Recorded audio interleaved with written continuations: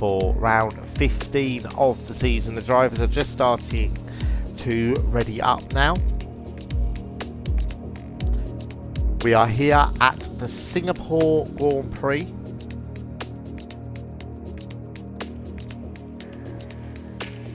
As you can see, the drivers starting to ready up. It's been another sad week for F1. We were all commemorating the death of Ayrton Senna yesterday, of course, and Roland Ratzenberger the day before. 26 years. You may see a few of the drivers with helmet tributes to either one of those drivers here this evening. Very sad day in the day at Formula 1, 26 years ago. Very sad weekend.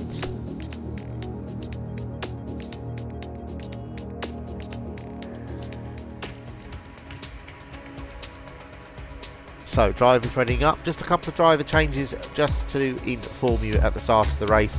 We have no Matt Goodyear in the Alfa Romeo this evening. He's been replaced by Ken Helberstad in the Alfa Romeo. He's come up from F2.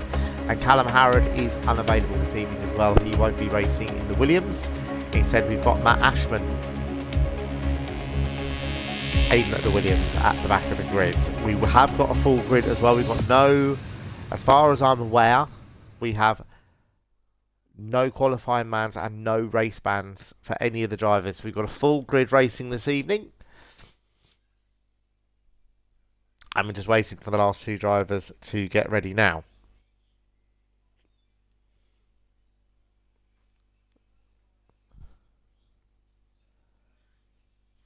This racetrack here, of course, through the marina here in downtown Singapore.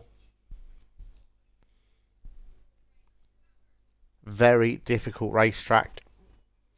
Weather may play a factor as well. We've already seen a wet practice session, but it looks dry at the moment. I will try and find a weather forecast for qualifying and the race.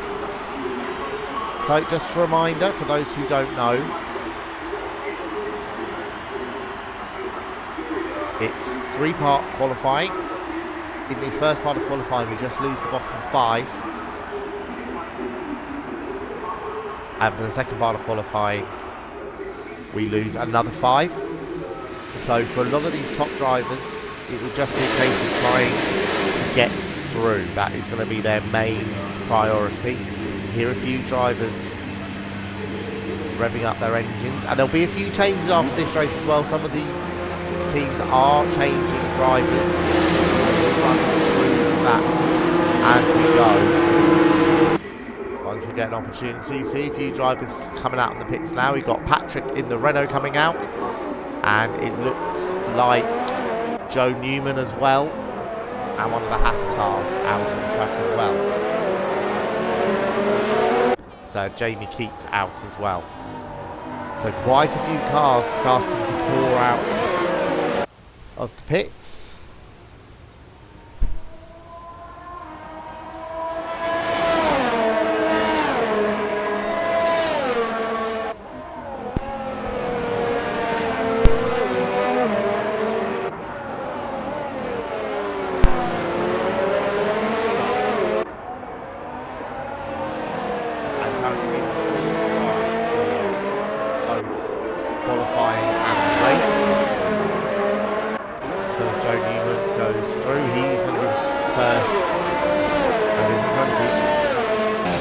There's another car that's gone through now, Jamie Keats.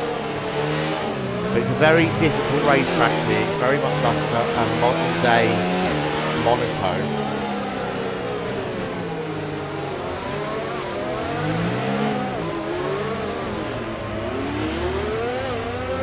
See, a lot of the drivers slowing right down here. This is Arthur Bowler and Joe Newman that have slowed right down, trying to get themselves a little bit of space as they warm up for their laps. Here comes Jamie Keats, about to complete his first out lap.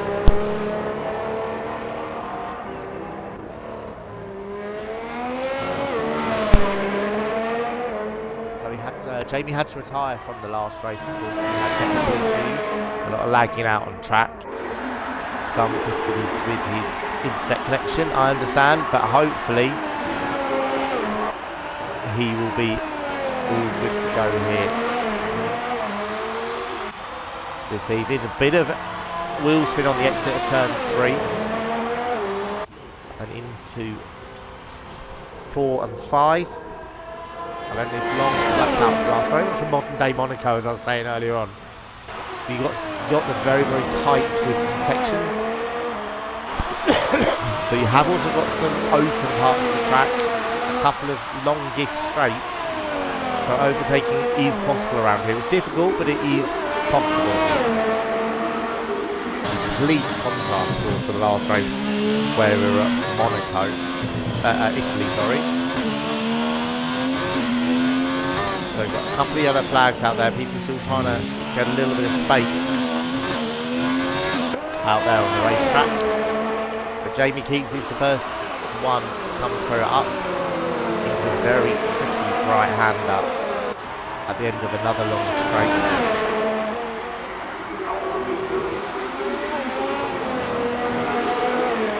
To the second to last chicane down to this. So this is under the stadium section here. You literally go under that temporary stadium that they erected in time for the race. That's the second to last chicane, and these two very fast last corners. As JB Keats goes across the line, and he does a 37.0. Looking at some of the practice times, he did look very, very fast, did Jamie. But Patrick has immediately gone quicker. There he goes, a 1:36.9. So good luck time from him. Matt Ashman there, he's just gone third. Joe Newman goes third as well, at 1:39.7. Arthur Bowler's gone up to third now, 37.3. So we've got quite a few cars, like I said, out.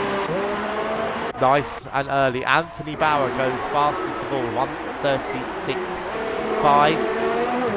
Ollie goes 5th in the second racing point. The cars are sitting lap times thick and fast here. Here comes Sam Congreve in the McLaren. Into the last corner. Let's see where he goes. Ryan's gone 8th and then Sam goes 6th. So Ryan drops back into 9th place. So cars very, very quickly selling lap times. Here's Jamie Callan. He goes 5th in the Red Bull. So Red Bulls could be looking quite strong here. And Waddington's gone 8th. We know they've got a power disadvantage here, but it doesn't matter around this racetrack. It's all about getting a nicely handling car. So here is Stephen Harrison. He's had this lap disallowed, and so has Dean Barry. They're the only two at the moment on a lap. I'll see if I can get an on-board lap with Dean Barry on his next qualifying lap.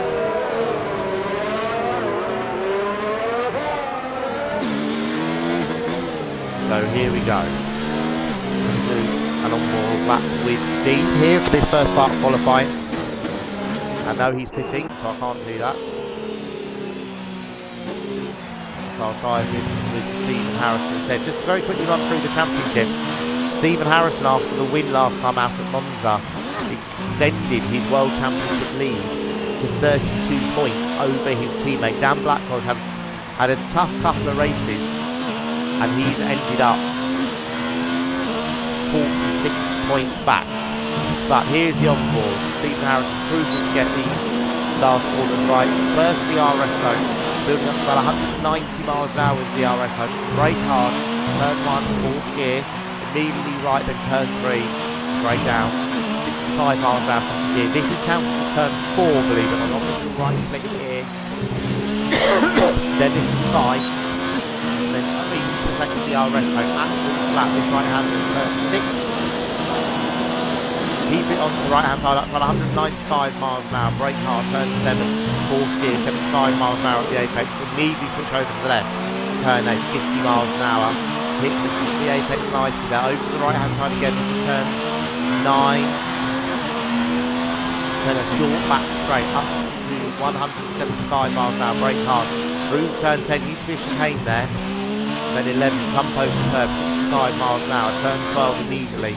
Then this is turn 13, the hairpin, slowest corner on the track, 45 miles an hour, and he's run wide there. Run very, very wide, but then along the Raffles Boulevard here, up to turn 14, 60 miles an hour on the apex. And then this little flick here. He's turned 15, then this is 16, 60 miles an hour, 80, he's turned 17, then 19 and 20. Difficult chicane, got 21 and 22 as well, again a lot of curve, you've really got to hit the curve as well here. Then back on the power, this is turn 23, the last corner, you've got to get that absolutely right, and he goes 7 on 37.9. So I don't think we've quite seen the best there from Stephen, but it's enough at the moment. As I said, it was just all about just getting through.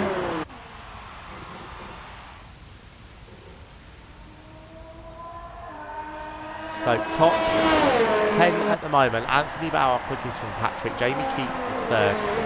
Arthur Bowler is fourth. Jamie Callan is fifth. Ollie is sixth. Stephen seventh. Sam is eighth.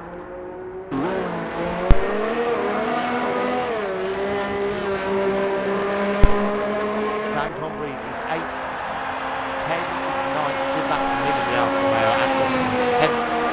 Then we've got Joe Newman. Matt Ashman is 12th. We've got Ryan Sermon in the Alfa Romeo 13th. And Andrew is the slowest of all at the moment. He's 14th. But here comes Dan Blackwell. He's had a lap disallowed, but he should be able to get another lap. Someone's just jumped up there. Scott Larvin has gone 9th. Scott Larvin in the Toro Rosso has gone 9th. So don't forget, bottom 5 will go out in this session.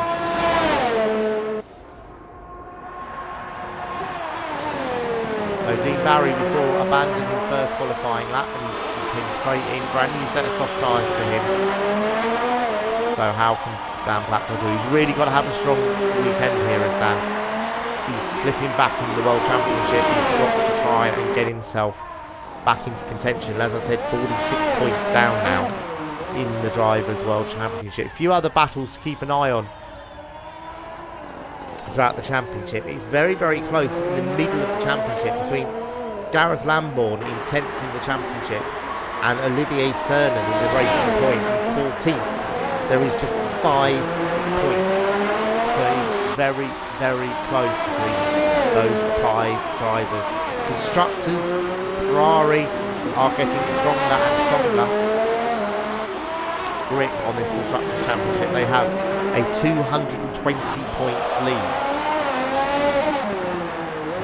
at the top of the Constructors' Championship. Mercedes are second, but then we've got another intriguing battle going on for third in the Constructors. Renault have taken hold of that third position after some strong results as Dan Blackwell goes 11th in the Red Bull. This is Matt Anderson coming.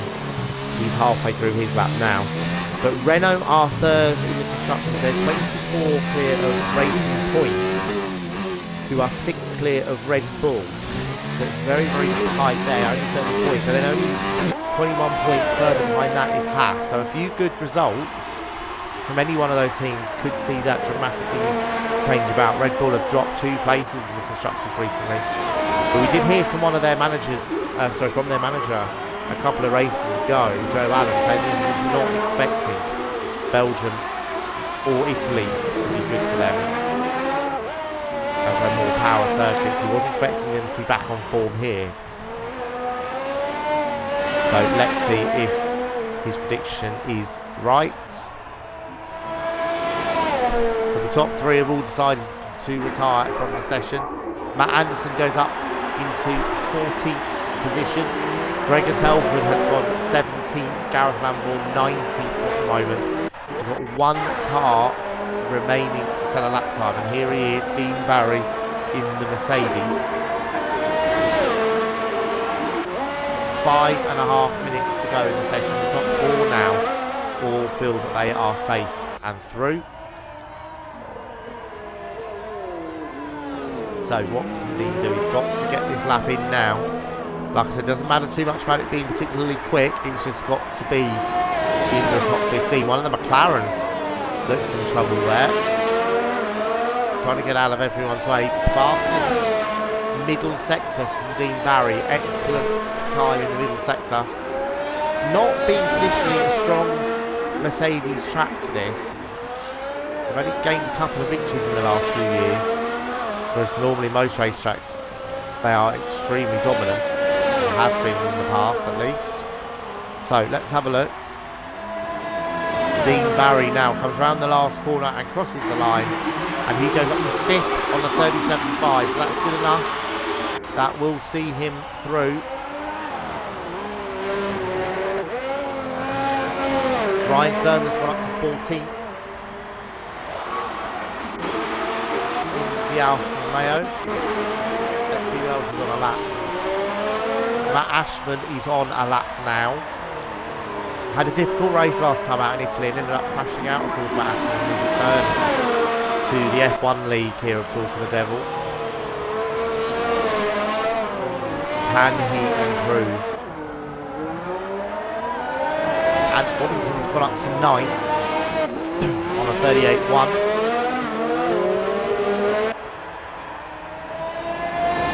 Can Matt Ashman improve? He's on a 39.9 at the moment. He's 9 thousandths of a second up, so on his own lap time. He's got to find about 10th and a half to get out of the bottom 5.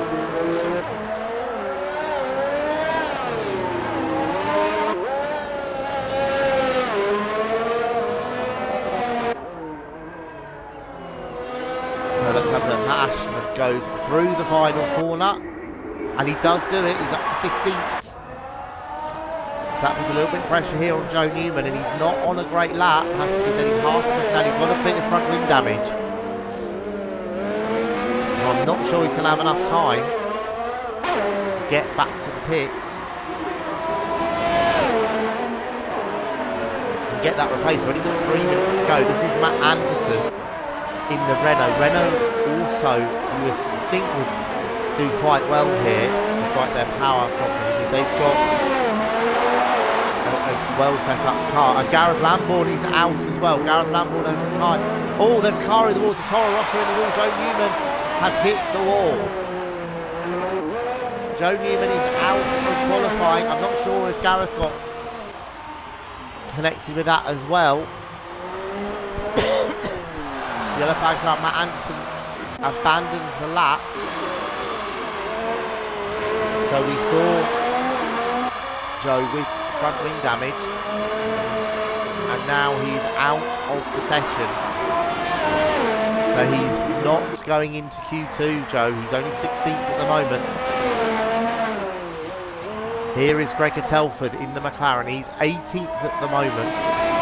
Not far away, about 7/10 of a second should see him through. His teammate is 10th.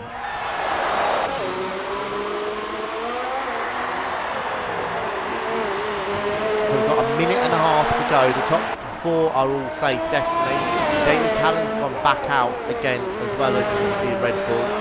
Let's see what Gregor can do here as he comes into the last couple of chicanes.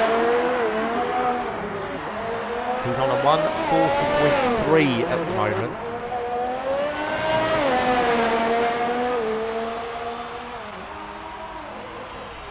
And he's abandoned the lap, so Gregor's not going through either. There's only a couple of cars now, but there's only one car that can actually progress. And that is this man, Andrew, in the Williams. Gareth is already out. He's going to be starting in last position.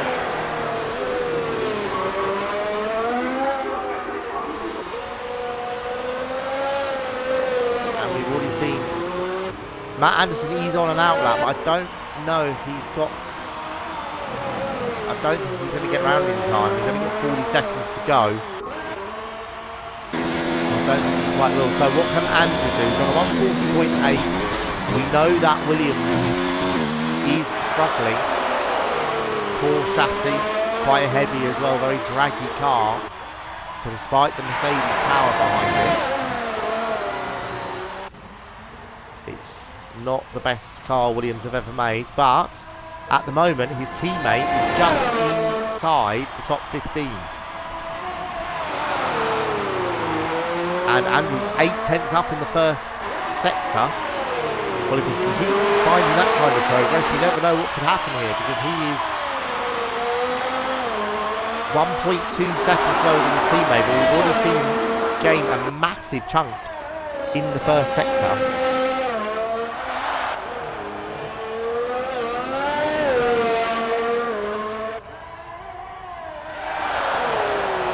So let's have a look. So Andrew's coming up to the second sector time now. Really looks on it in that, Williams. Let's see what he can do. He's a second up, so if he, nearly a second up. So if he can have a good final sector of this race, of this lap, you never know. He might knock his teammate out. It will definitely be a Williams into Q2. The question is, which one? Will it be Matt Ashman? Will it be Andrew? It's a very rare occurrence for Williams to get into Q2. Matt managed it in Italy. As I said earlier, had that difficult race. Let's see what Andrew can do as he comes into the last corner. Not quite, couldn't quite find enough, just a couple of tenths off in the end. So there we have our cars who are out of the session. Joe Newman, track. He is going to line up in 16th on the grid. Matt Anderson in the Renault. He'll be disappointed with that, actually, Matt, I think he would have been expecting a little bit more from that with his teammate up in second. Andrew in the Williams, 18th. Gregor Telford in the McLaren, 19th. And Gareth Lambert at the back of the grid in 20th position. So that is the end of Q1. Waiting for the timer to run out. Anthony Bauer fastest in that session by 0.4 of a second over Patrick. Jamie Keats third. And just very quickly on Jamie Keats, this is actually his last race for Haas. He is being replaced. We've got an F2 driver coming up to watch out for in the next race, which is Tom Cosme. He is going to be taking over that Haas seat. Jamie Keats has not got a seat in F1 after this race, so he'll certainly be looking to go out with a bang. Just while we're in between sessions, the other driver changes that I've been made aware of is Callum Harrod is going to Red Bull. He's going to be replacing Jamie Callan. And that's the only one. And Matt Ashman is going to Williams. They're the only definite changes at the moment. We're still waiting for the second seat in Alfa Romeo because Matt Goodyear, I understand, is not going to be in the league either, in the F1 league at least. So we're waiting for confirmation. So it could be a good training ground here for Ken Halberstad. You see him there quicker than his teammate by nearly a second. He'll be looking to impress to try and make a claim to that seat permanently. And the other driver change news that I have as well is that there's going to be a swap of drivers. Gregor Telford and Joe Newman are swapping teams. So Joe going to the McLaren, Gregor going to the Toro Rosso. Those are the driver changes that I know of. So, into Q2, we lose 3 minutes off the time. We're down to 15 minutes. Now, for the top 10 in this, you go through to Q3.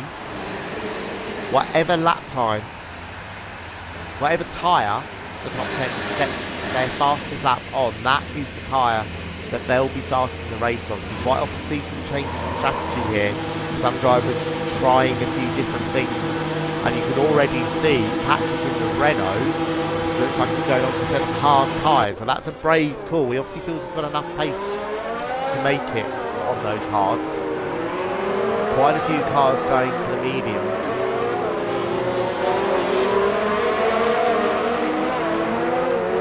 So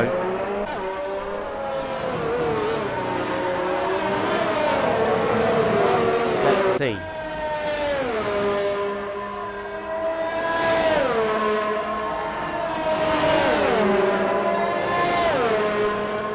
Of course, we've seen it a couple of times in previous races as well, where some of the big teams go for medium or hard tyres and they're not quick enough, and some of the smaller teams managed to get themselves into the top 10. We saw Ryan do it in Hungary, of course, on his debut. Qualified 8th there in the end. So here is Jamie Keats in the Haas, car number 2.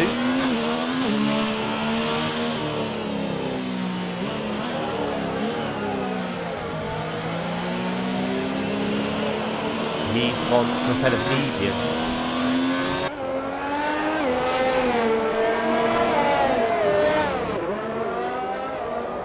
You see quite a few cars. See Matt Ashman there in the background as well, trying to warm his tyres up. He's gone for a set of softs.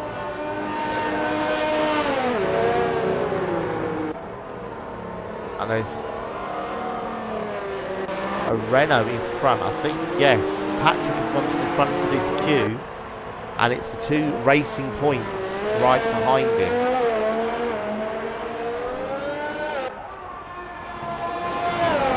To go through the final corner. So let's have a look what he can do on his first lap. He's on the hard tyres, so this will be an interesting lap time. He did a 39.8 on the softs in Q1. I very much doubt he'll be able to get anywhere near that on the harder tyres. They are the 3 softest compounds in the Pirelli range that they bring here. So let's see how he gets on. The 2 Racing Points, I believe, are the next 2 cars on track. So not looking too bad there, Patrick. We've noticed it a few times, haven't we, on stream, that he does get the car set up very, very nicely, very stable at the back end. He really does get the car turning in very nicely. Touch of understeer there. But all in all, not too bad at all. Ooh, just brushed the wall there, ran a little bit wide. That's the other thing when you try and qualify on the harder tyres. It is very difficult to get the temperature in those tyres. They do take a few laps to warm up. The yellow flag in sector 2, a Racing Point, is going slowly. I think it's a Racing Point. So he's obviously abandoned this lap. Pretty much everyone out on track, apart from Ryan Sturman in the Alfa Romeo. Scott Larvin's now on his outlap as well. And Patrick has abandoned the lap. Patrick abandons the lap, and Arthur Bowler goes fastest on a 38.1. Here comes Jamie Keats. He takes over top spot, a 37.1. Sam goes second in the McLaren on a 37.6. Here is Anthony Bauer. He looks super fast in the first part of qualifying, 4.5 tenths quicker than anyone else. He goes up to second. He's also on those medium tyres.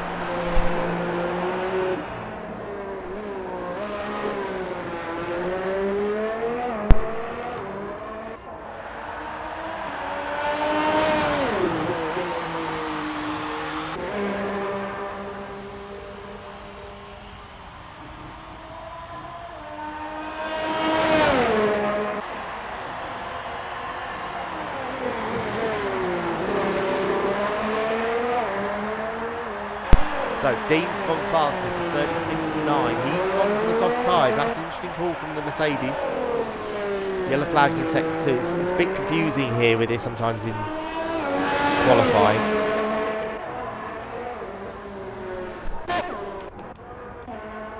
Let's see. Here comes Jamie Callan. He goes 5th, also on the medium tyres. So the only 2 at the moment in the top 10 that haven't got the medium tyres on is Dean, Barry and Sam Congreve. Here comes Ollie in the Racing Point, abandoned his first lap. Looks like he's going for it again here as he comes through the final sector, and Wilson's abandoned his lap as well. And Patrick's gone on to a set of medium tyres. He's swapped his hards for his mediums, and there's a Arthur is out, and there is Scott spun at the final corner. No, it's not Scott. No, it wasn't. It was Arthur Bowler spun at the final corner. So Arthur Bowler is out of qualifying. He dropped it out of the final corner, must have just hit the curb a little bit too hard. And Arthur Bowler in the Racing Point is out of qualifying. That will be such a disappointment to him. Both Racing Points had such a strong race in Italy. Ollie, of course, bringing the car home in 4th position. So this is Ryan Sturman in the Alfa Romeo. Yet to set a lap time. He's also gone for the mediums. Might maybe expect the Alfa Romeos to go for the softer tyres, try and get into Q3. But we've seen what he can do on the medium tyres to begin with. His teammate has gone 8th on a 1:38.8. So let's see what Ryan can do.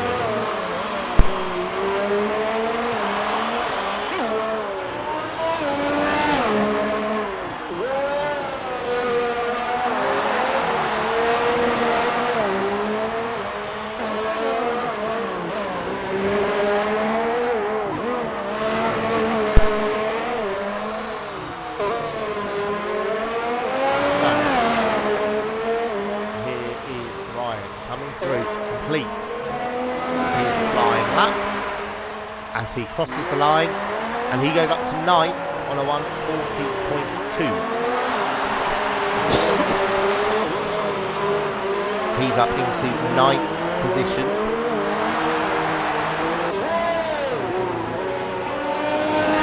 And Jamie Keats is also now retired. So is Anthony Bauer and Stephen Harrison.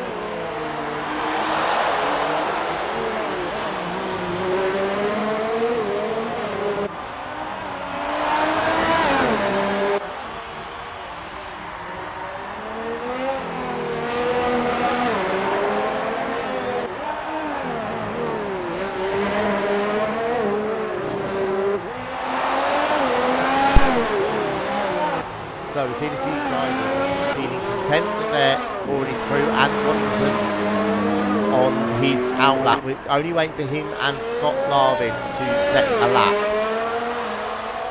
They're the only two. Got 5 minutes to go in the session.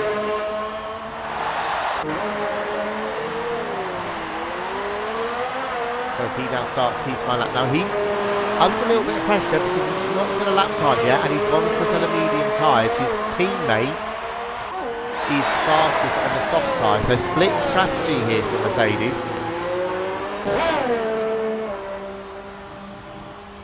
But you can't help thinking that this is probably going to be his only run, but he has gone purple in the first sector, so he's fastest of anyone in the first sector. And with a podium in the last race, led it for a while. Was hoping to do it. He just clipped the wall there. He was just about going away with that if it's square on with the tyre. So, through the chicane, as he comes over the Anderson Bridge into the hairpin. Got the car looking good through there.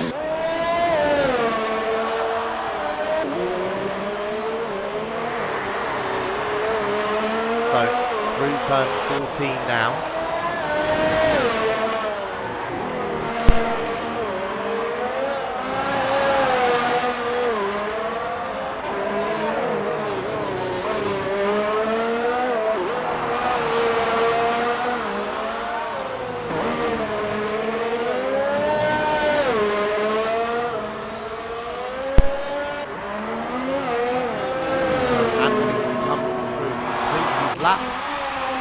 he goes up into 8th. So he's on a 1:38.0.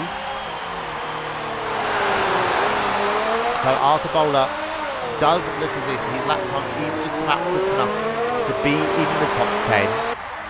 But he looks like he will be starting 10th. His car is out of the session.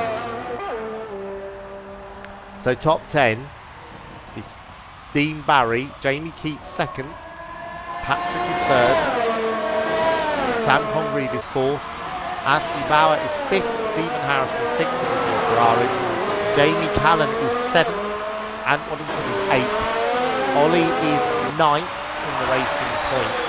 Now his lap time is a little bit slower than his teammate, but that is the top 10 at the moment. Ken Helmstad is 11th in his first race for Alfa Romeo. Haven't seen him yet. He'll try and find him at one point.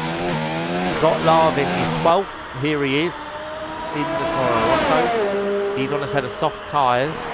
Can he improve? Can he get himself into the top 10? Ryan Sturman is in 13th position, and Matt Ashford, we expected him to be struggling a little bit. He is in 14th position. We have lost a driver. I'm not quite sure who we've lost.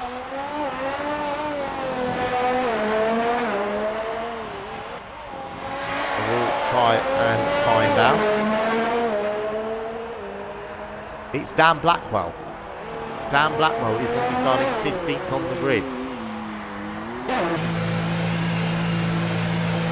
I'm not sure what's happened to him. But it does look as if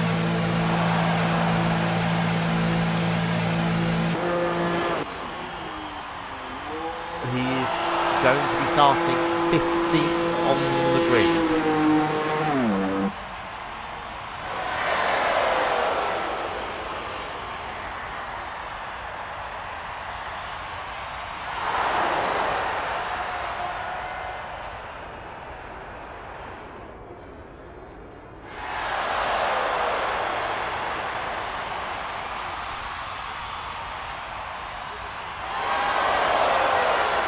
So, last minute and a bit of the session.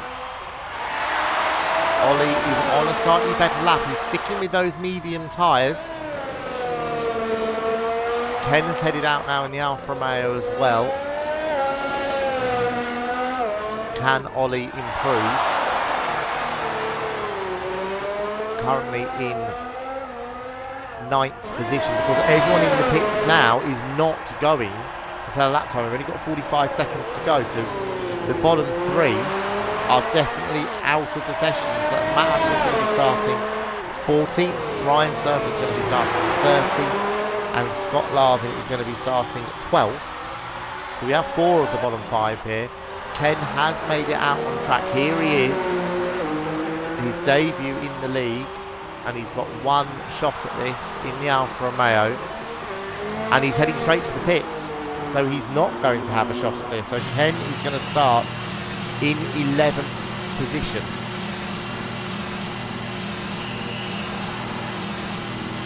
So there we have it. The session is done before the time even runs out. Dean Barry fastest, Jamie Keats in 2nd, Patrick 3rd fastest, and the bottom 5 from that session, Ken in the Alfa Romeo 11th. He'll still be pleased though he out-qualified his teammate. Scott Larvin 12th for Toro Rosso, Ryan Sturman 13th in the 2nd Alfa Romeo, 14th for Matt Ashman, and Dan Blackwell, I understand there was another technical glitch for him, but he will start 15th on the grid. There we see the top 10 just to confirm. Patrick 3rd, Sam Congreve 4th, Anthony Bauer 5th, Stephen Harrison 6th, Jamie Callan in 7th, Ant Waddington 8th, 9th for Ollie, and 10th for Arthur Bowler.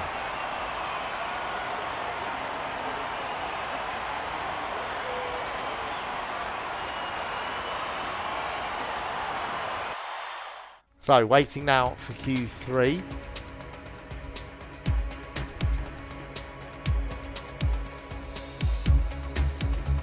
So, top 10 shootout. They all get an extra set of tyres. And it is wet. So, the weather forecast was wrong. Well, this is going to put some pressure on the drivers. It's a wet final part of qualifying. We've got 12 minutes. Again, a long lap here. well, especially in the rain, it will be around the 2-minute mark.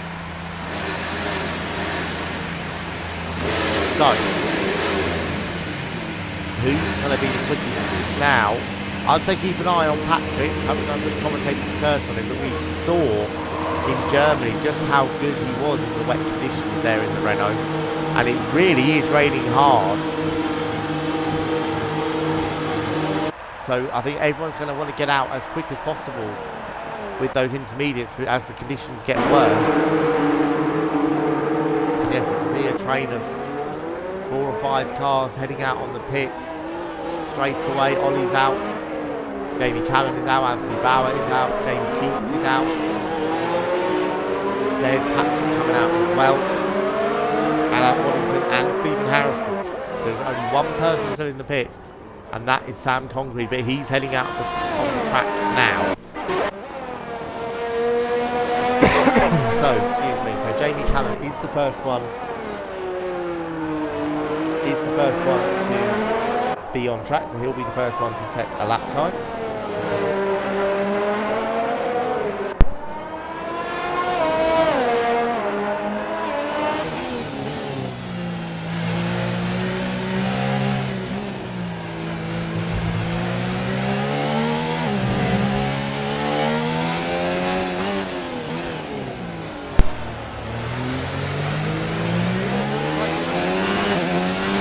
Jamie needs to do that Red Bull, like I said, more of a mechanical grip car.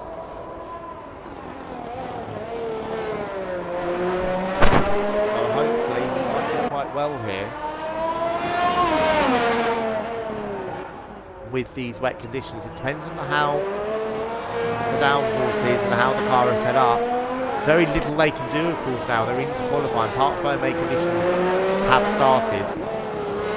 So there's not a lot they can do in terms of, they can change the front wing, but a lot of the suspension settings, etc., they would want for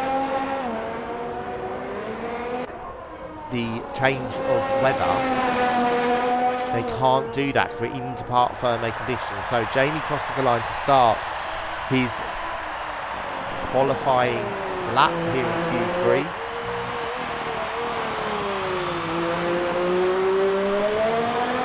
Again, he's had a couple of disappointing races. He didn't race last time out in Italy.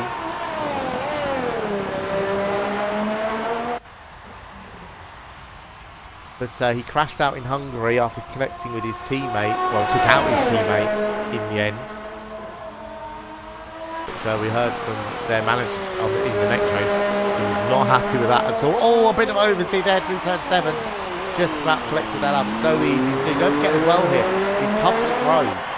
So whereas normally you would, in the wet conditions, try to avoid the white lines and the curbs, they're all over here because it's a public road. You've got the normal white lines that's on every single road. So it makes it a lot more treacherous on a street track. And the other thing with the street track was you've got the walls right there, ready to snap any decision.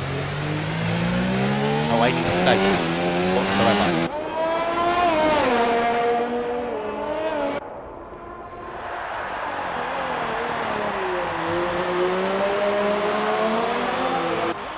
So let's have a look. He's into the final sector now.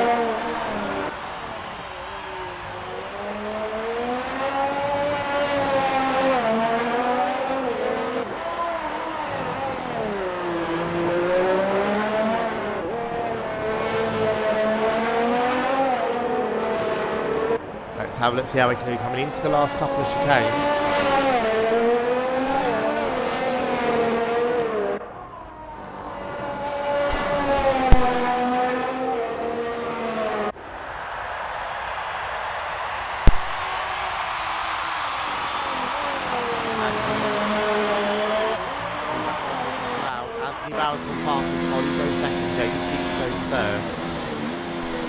Waddington has gone 4th.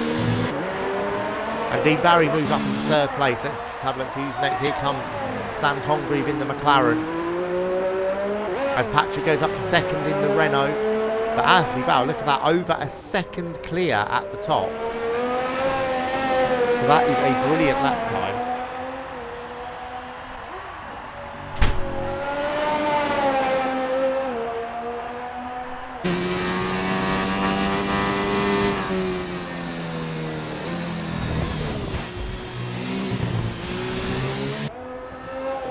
have a look, and Sam has gone 6th.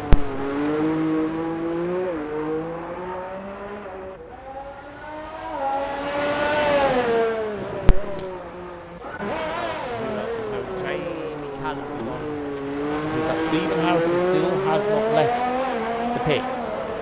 So he's going to go for one run, of course. It won't be tyre limited because we're on the intermediates now. But it looks like he's going to be doing just the one run.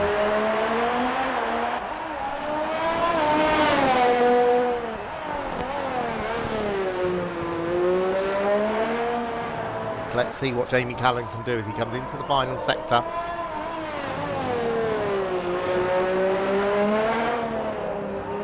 So treacherous in these conditions. It's so easy, like I said, with the walls right there, it's so easy to make a mistake. We've already seen a couple of drivers having accidents in qualifying in the dry. So into the last corner, Jamie Callan goes across the line and he moves up into 4th place on a 1:54.1. And Jamie Keats has gone 2nd. It's a great result from him on the front row of the grid at the moment, but still over a second slower than Anthony Bauer, who's gone back to the pits. And Patrick goes 2nd immediately as well.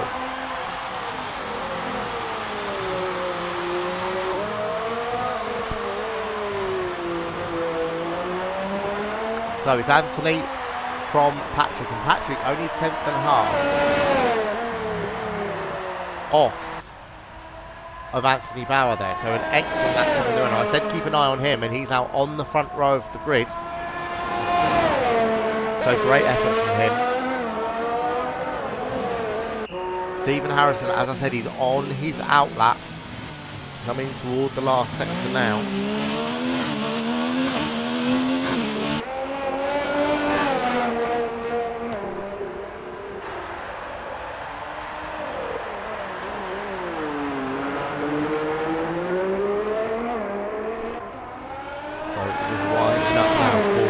First flying lap. A lot of drivers staying out on these tyres.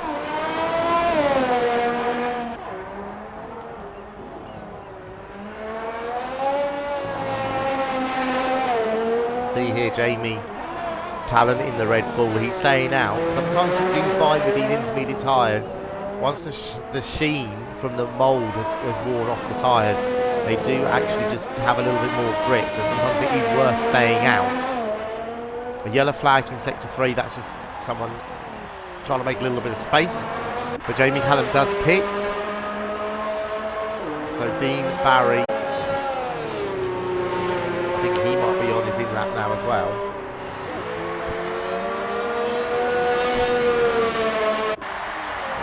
Yes, he is indeed. Jamie Keats looks like he's staying out, building up a little bit of momentum, a little bit of tyre heat as well.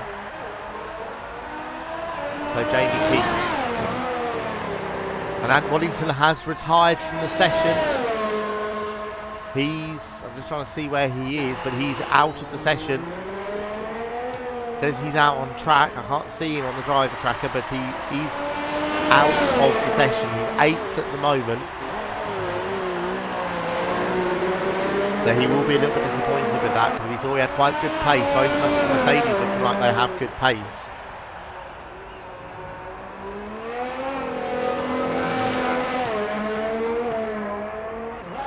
So here is current pole sitter Anthony Bauer. Was a lot faster than anyone else on his first lap. Patrick's the only one to get close to him. The track at the moment doesn't look too bad. The conditions don't look like they're worsening too much. It is still raining out there, but there is a semi-dry line on the racetrack. So hopefully some of these drivers will be able to still find the grip out there. Jamie Keats is still driving round as Patrick heads out on track as well. The yellow flag in sector 1, I think that's the Red Bull of Jamie Callan getting out of the way for Anthony Bauer. Let's see how Anthony's doing here.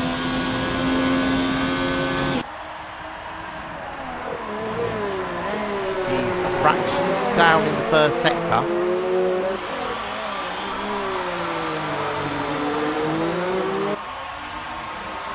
tiptoeing around these corners. A lot of these corners just over 90-degree corners, and they're difficult enough in the dry. You can see there, we had that slight overhead shot there. On the racing line, there's a lot more grip. There is a slight film of water appearing off the racing line. We've got just over a minute to go in the session. That's very tricky corner. You've got to flick right, brake, and then get the car slowed down for the hairpin. Another yellow flag in sector 2. I think again that's someone else getting out of the way. But Anthony Bauer just slightly off. As again in the middle sector, so maybe the conditions are getting slightly worse. Let's see what Jamie Keats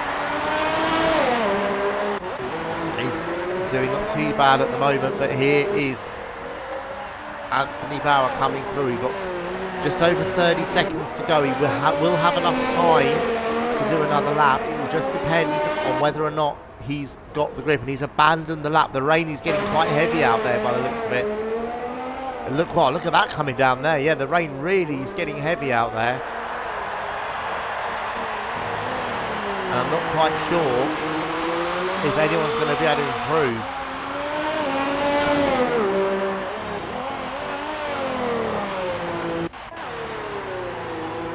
This is Ollie. Oh, Ollie very, very close to the wall there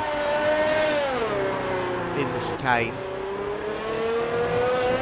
He is currently in 5th position. He would love to start there, wouldn't he? On the 3rd row of the grid. He has given up on this lap. Jamie Callan is slightly up in the 1st sector. He's finding a little bit of grip out there. Stephen Harrison's waiting later than anyone else. He is only in 8th position. And he's given up on this lap as well. So Stephen Harrison is not going to improve. So Stephen Harrison is going to start in 8th position on the grid. That's the World Championship leader. Music to the ears of his teammate. Oh, and Jamie spun it. Jamie Callan has spun it coming out of the hairpin. Just a bit too much wheel spin. Here is Patrick. And Patrick nearly did the same thing. There's so much rain out there now that they're really starting to struggle even on those intermediates. Yes, he's 5 seconds off. No one is going to improve. We have our grid. And for the 5th race in a row, Anthony Bauer is going to start on pole position. So he instantly gets a point, of course, as well. Patrick, it starts alongside him on the front row of the grid. Jamie Keats in 3rd. Dean Barry is going to line up in 4th position. Ollie in 5th. Jamie Callan 6th for Red Bull. 7th for Sam Convery. Stephen Harrison 8th. And Waddington crashed out. He's going to start in 9th position. And Arthur Bowler crashed in the last session. He's going to start in 10th position. And that is the end of Q3. Well, the rain was a real curveball. No one was expecting any rain at all here. But it has come down. And once again, it really does catch a few of the drivers out. But there we have our grid. We are now going to have roughly a 5-minute break before the race. I'm sure the drivers don't want much rain in the race, but I'm sure for any viewers it would be great if we did. But we'll soon find out. As I said, a 5-minute break now. So I will join you again in a few minutes.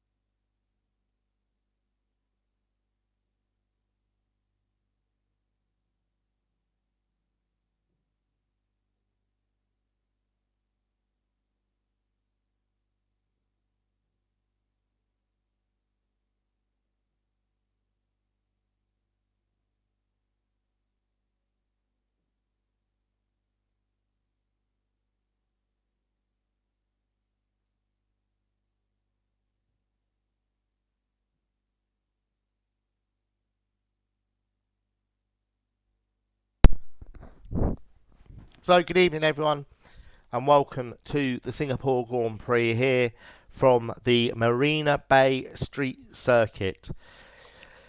This circuit joined the calendar back in 2008. It was F1's first ever night race and also it was the first ever street circuit in Asia.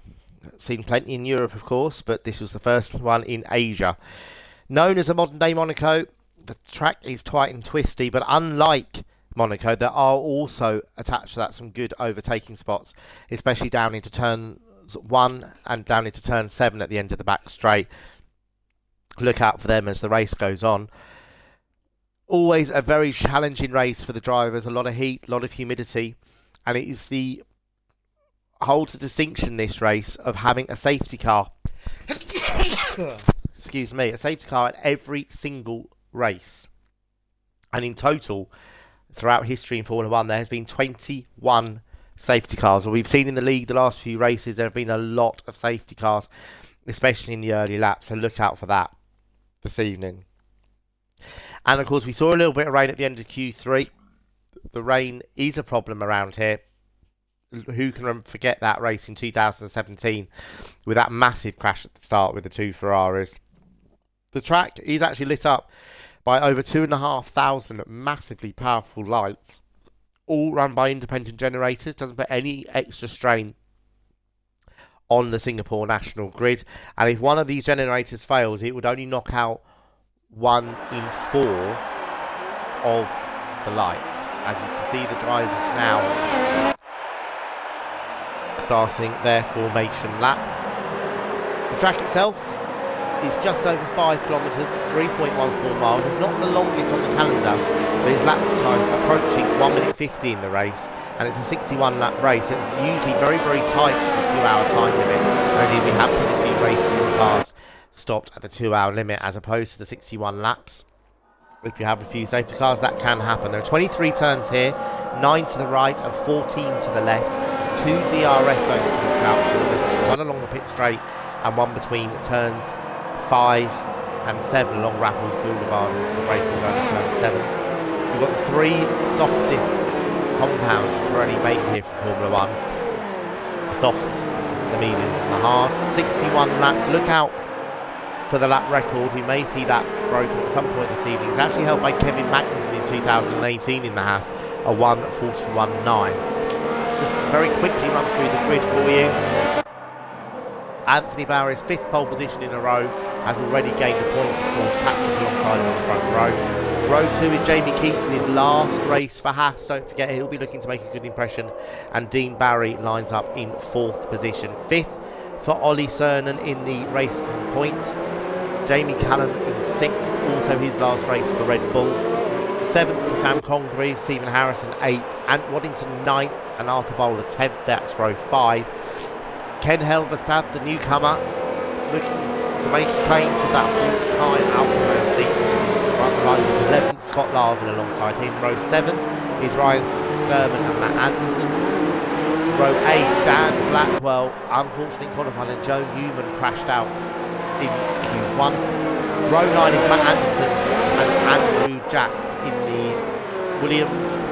And at the back of the grid, we've got old friends. They've had quite a few good races in the last few Grand Prix. Gregor Telford and Darren Lamborn. That is the grid. They're coming round now. They're in the final sector of the lap.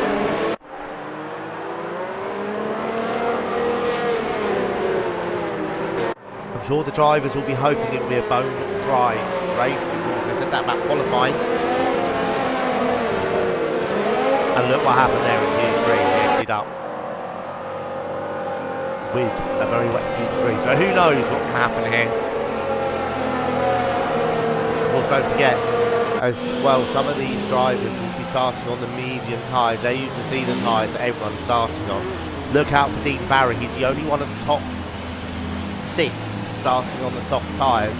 And indeed, there's only Sam Congreve in the top 10 along with him on the soft tyres. There's only 4 other drivers. Gareth's gone for an interesting strategy at the back of the grid. He lines up on the hard tyres. I'm very sorry, it's not a very good camera angle for pole position.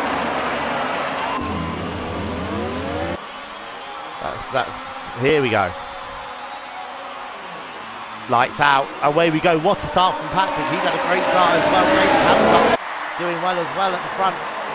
But Anthony Bauer just hangs on. Patrick's trying to go for the lead. Anthony runs a little bit wide. Jamie Callum's gets up to 4th place in the Red Bull, but Anthony Bauer hangs on to the lead. Dean Barry's actually dropped a place behind Jamie. And they've all got through the first couple of corners. Jamie Keats very, very close to the wall there. Coming out of turn 5. There is a yellow flag. And Scott Larvin has spun. Scott, I'm not sure if there's contact with anyone else, but Scott Larvin has spun. Just trying to see if there is any damage to that Toro Rosso. I think he's okay, but he's going very slowly. Might actually have a puncture there, by the way, how slowly he's going. But Scott Larvin in trouble already. Another yellow. Oh, yeah, sorry, that's Scott still recovering. But meantime, up at the front, Anthony Bauer leading from Patrick. Dean has got back past Jamie Callum, back into 4th place. The top 3 with a little bit of gap, but they're not. No one's dropping anyone else at the moment. As there we can see Scott, I think he has got a puncture, he's spun it. I think he's got some rear puncture on that car. See if I can just very quickly ride on board with him and see what it is.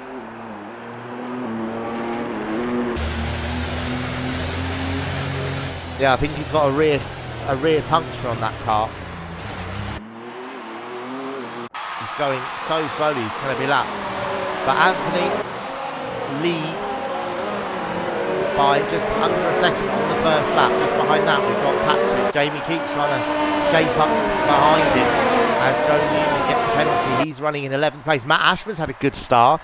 Don't forget, he started 14th. He's up into 10th place. So excellent start in the Williams. Sam Congreve all over the back of Stephen Harrison. As Jamie gets closer, DRS still disabled at this point. It will be enabled on the next lap of the race. And still Scott Larvin hasn't made it back to the pits. He'll be praying for a safety car now, won't he? He'll be desperately praying for a safety car to close that gap back up. But in fact, I think he's going to be lapped, so a safety car won't help him at all. So top 4 now. Dean Barry's just about closing the gap. A little bit of gap behind Dean to Jamie Callum. And Waddington is 6th. He's out with quite an important job to do. Here we go. He's got Stephen Harrison right behind him. He's got to try and keep that car behind them. Now this could be interesting here. They're catching very quickly here Scott Larvin, who is going extremely slowly. And he spun it. He spun it. Is anyone going to collect him? Scott Larvin has spun it. Is anyone going to collect him? Oh, yes! Yes, Stephen Harrison's hit him. There's absolute chaos. Ollie's out of the race. Ollie's hits him. There is chaos down in the chicane. Matt Ashman gets a penalty. It is absolute chaos. But Ollie Cernan, after such a strong race, last time out, he's out of the race. Well, you do feel for Scott. There wasn't a lot he can do. If he's got a puncture, the car just keeps spinning. There's nothing he can do. And the safety car has been deployed. It was absolute chaos down at that chicane. The top 4 only just scraped through, and Ollie was very unlucky. Stephen Harrison's had to pit. He's got front wing damage, likewise Gregor and Matt Ashman. Matt hit the back of Ollie after Ollie collided with the Toro Rosso that spun. There is absolute chaos down there.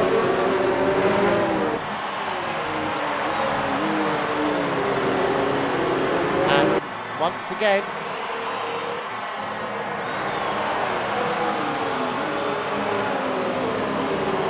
there is a safety car here at Singapore. We've seen one in the league as well.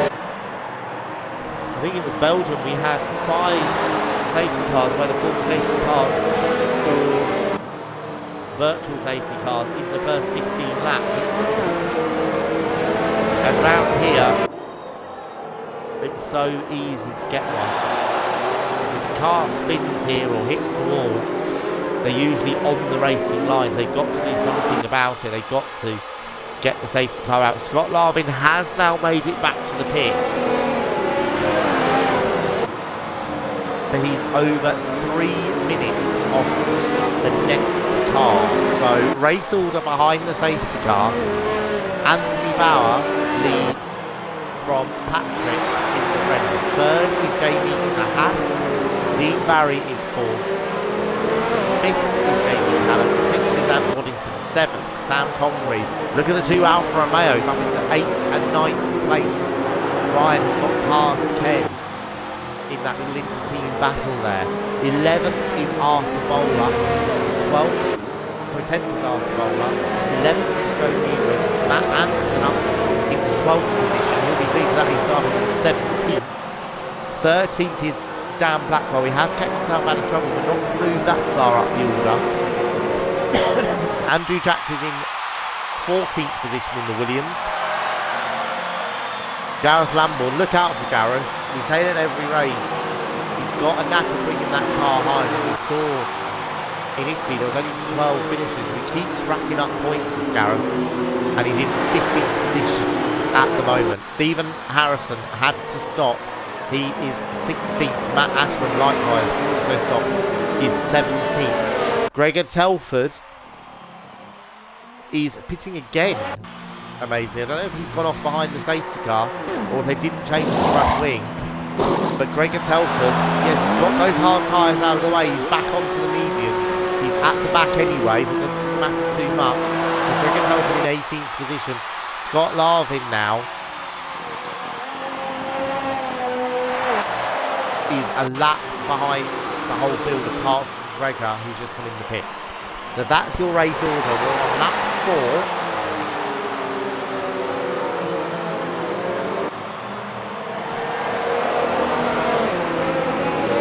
How many more times are we going to see this safety car out today? It would be ironic though, wouldn't it, if the one race we wouldn't expect a safety car, we just have this one. And somewhere like Monza, we don't really expect a safety car that often. We had loads. But you never know. Excellent driving though from all the drivers down into the first few corners. That was where I was expecting an accident. They all managed to keep out of trouble there.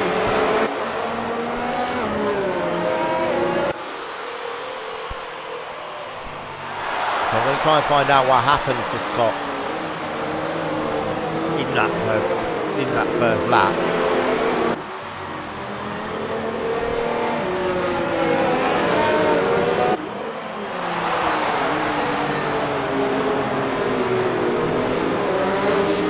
So safety car is in this lap. So this is now where Anthony Bauer becomes the effective safety car at the front of the pack. He's got to create a gap, let the safety car get into the pits. They cannot overtake until they've crossed the start-finish line. We had it in the first safety car, I think, a few years ago, but they've changed that now, and Anthony's gone for it. Dean Barry, a little bit of sleep there, a bit of a gap already. Oh, and Patrick's run a little bit wide in the last corner, as did Jamie, and look at Jamie Callan. And Jamie keeps running around the outside, and he's trying to make it, look at these two wheel to wheel, and he's going to make his thing. Patrick on the inside for turn 3.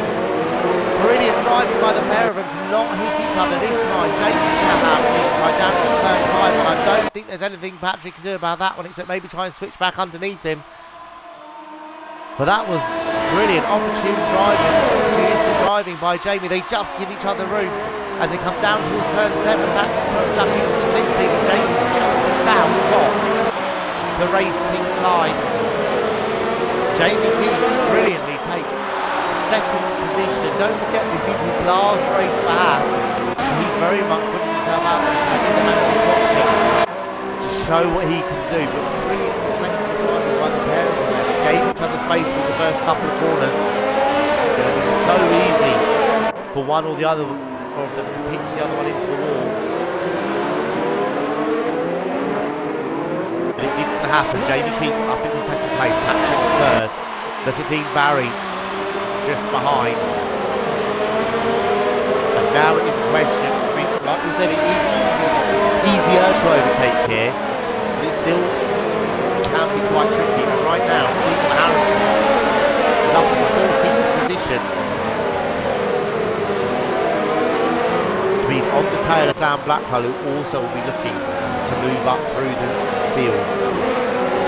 So it could be a long afternoon here for Stephen Harrison. Let's see what happens when the DRS opens. So Anthony Bauer sets fastest lap of the race.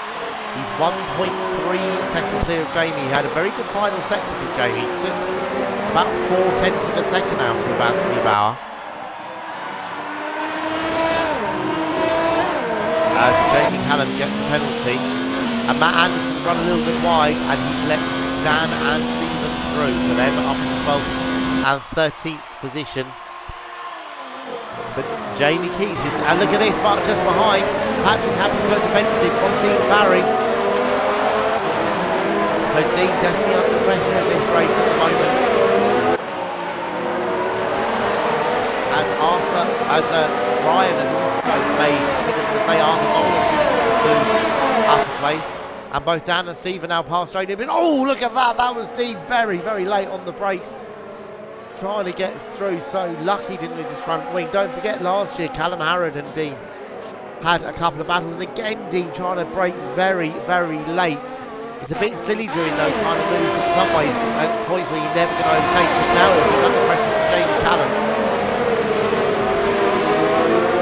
Not going to distract Patrick. We've already seen in the league this season. He's a very, very good driver and very, very steady. We've seen him under pressure quite a few times.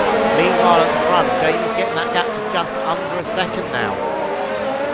So Jamie Keats at the moment, he's with the quicker car, you would say. So he's hunting down the leader. Meanwhile, this is the fight. The second, third, fourth and fifth. Jamie Keats indeed underlines that with fastest lap of the race, 1:43.3. The DRS now is enabled, and Jamie Keats, here we go, he's going to have it. Dan Blackwell gets past Ryan Sturman up into 10th place. And there we see the rear wing flap opening on Jamie Keats. He's not going to be close enough this time. What about just behind Jamie Callum and Dean Barry, both with DRS this time? But Patrick a lot closer. And I've got to say, Ken Helmers has having a stunning Grand Prix so far. He's just got past Sam Convery, but up into 7th place. That Alfa Romeo absolutely flying. And this could be quite good here for Alfa Romeo. They're sitting 9th in the constructors at the moment. They are 19 points behind Toro Rosso. So if Ken can get some good points at the moment in this race, because at the moment he's in 7th place on 14 points. His teammate is 12th on for 9 points. Toro Rosso are currently just 10 points, so that gap will be closing down as well in the Constructors' Championship. So Jamie Keats now really starting to put Anthony Bauer under pressure. This is the fight for the lead. And I've got to say, I'd love to see Jamie have a good race here. His last race for Haas, but he's really set himself on the market. But any managers watching, as we said earlier, same with Jamie Callum in 5th place. And Sam Congreve has pitted in McLaren, so that's why he's dropping down the order. And Stephen Harrison has got past Dan Blackwell. Let's try and find that battle quickly. There we can see him, just in front of them is Arthur Bowler. So Stephen Harrison now up into 9th place after Sam's pit stop. It's a very long, slow pit lane here, just 37 miles an hour. And here goes Stephen Harrison passing Arthur Bowler. And Dean's passed Patrick. Dean has passed Patrick into 3rd place. So there's positions swapping all over the place. You don't know where to look next, do you? But meantime, Jamie Keats still putting pressure on the race leader. Just half a second behind him. They're now 3 seconds clear of the battle for third place. Dean Barry on those soft tyres, don't forget. So he wouldn't be looking to get past Patrick quite quickly. Patrick on the medium tyres. So going a lot further into this race. But still, Jamie's getting close enough. We saw in Hungary, didn't we? He's very good on the brakes. And if he can get close enough to that Ferrari in the DRS zone, you do fancy him at least having a look up the inside of Anthony Bauer. Lap 8, so coming through to complete yet another lap. Anthony does seem just a little bit better in that final sector. And Dean is in the pit, so Dean Barry in the pits. He's got a penalty, sped in the pit lane. So difficult to slow the car down. And Stephen Harrison, who is now up into 7th place, has just set fastest lap of the race. So here we go again. These two now 4 seconds clear of Patrick, who's back up into 3rd. Those soft tyres don't seem to be lasting that long. We've seen Sam pitting, and now Andrew's in the pits as well. So everyone who was on the soft tyres has pitted, apart from Ryan, who's in 11th place now. As Stephen Harrison gets past Ken Helmerstad up into 6th position. And look at that, just behind Dan Blackwell and Arthur Bowler, wheel to wheel. Arthur trying to hang around the outside, will never hang around the outside there, and pinches on the exit. And there's no way you can have 2 cars there, really. That was a long time. So race order, Anthony Bauer leads by half a second from Jamie King. Patrick is 3rd, 4 seconds back. He's coming under pressure now from Jamie Callan in 4th place. At Waddington, quite a quiet race for him so far, but he's up into 5th position. He's got Stephen Harrison behind him once again. We saw that in the early stages, and then Stephen had to pit with a broken front wing. So I think that would be a bit surprised to see Stephen already back up behind him. Ken Helmerstad having a good race in 7th. Dan Blackwell up into 8th place ahead of Arthur Bowler. We saw that brave move on him there. So Dan up into 8th, Arthur 9th. Joe Newman is 10th in the Toro Rosso. Matt Anderson is 11th.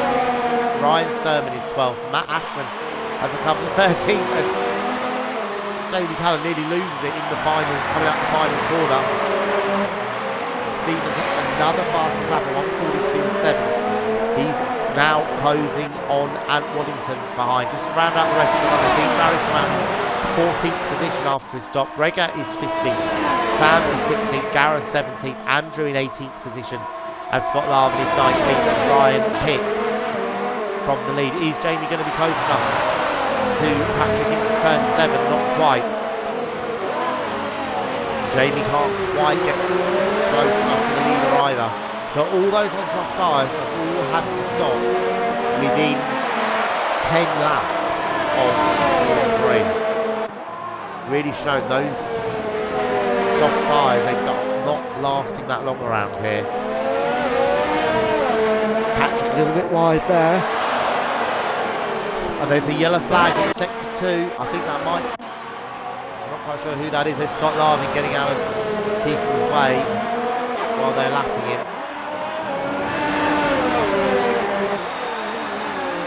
So, back to the leading battle. There's another good battle. Ken has just been passed by Dan Blackwell. So Dan up into 6th position now. And actually, I think it was Stephen who made a mistake. Stephen was catching Ant Waddington. He's dropped back into 9th position. I'm not sure what's happened. And there is some damage on Stephen's front wing. So Stephen has made an error. Personally, that's not really his fault. But Stephen Harrison, you would think he's got no front traction at all. I think he's going to have to make another stop on lap 11 of the race. It will already be his 2nd stop of the day. And he clips the wall again. Yes, he does. So the World Championship leader having a difficult race here. He's in the pits again for the 2nd time in this race already. He's going to drop quite a long way back here. Scott Larvin gets a penalty. We saw Matt Ashman get a penalty as well. Look at these two so close together. Patrick's still hanging on in 3rd place, just ahead of Jamie Callan. And Waddington slipping back now from those two. 7.5 seconds back and just being caught by Dan Blackwell. As Dean Barry gets past Matt Ashman. Now, Matt Ashman went on to a set of hard tyres.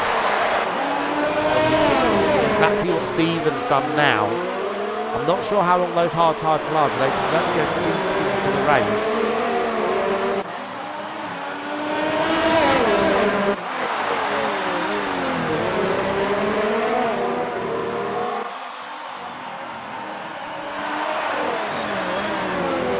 As they come through to complete another lap.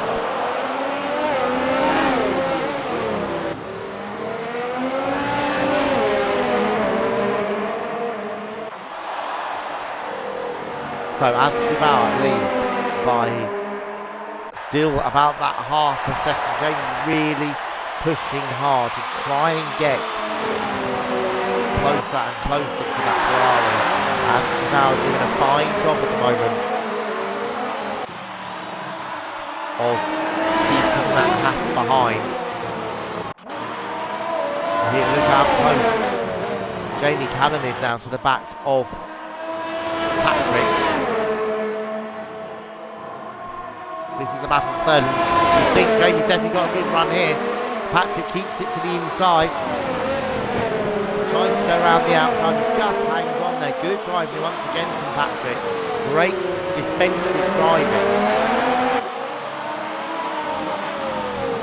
So Patrick still hanging on to third place. This is the other close battle on track. And Waddington coming under a lot of pressure from Dan Blackwell and the other Red Bull.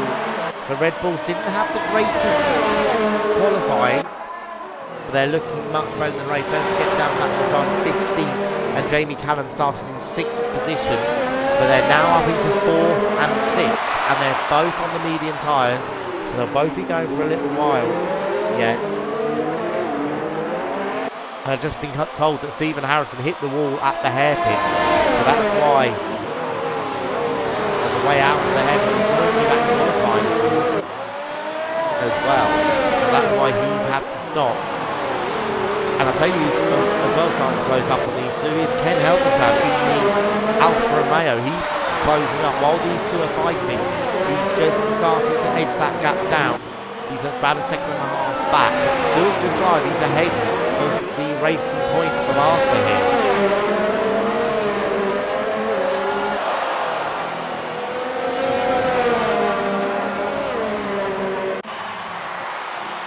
As Dan gets a good run on Ant Waddington as the yellow flag in sectors 2 and 3. I think that might be just about mark. And look at this between these two. I think Dan's going to have to let Ant take that one back. He gets such a run on the exit.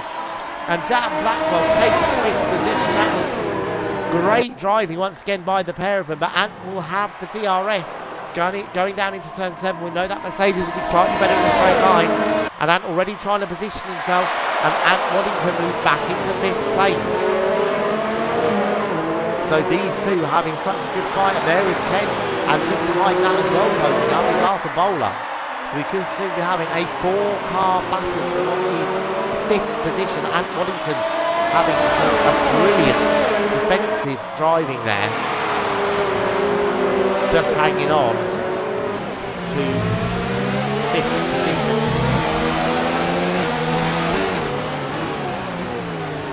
So Dean Barry now has covered into 9th position on those medium tyres. Well, we heard from the top 3 previously, and they weren't looking forward to this race. And I've got to say, I mean, Stephen Harrison's just got into 16th position. A lot of them are struggling. Scott Larvin pits again from the back. We saw him with the puncture on the first lap that caused absolute chaos down at this chicane.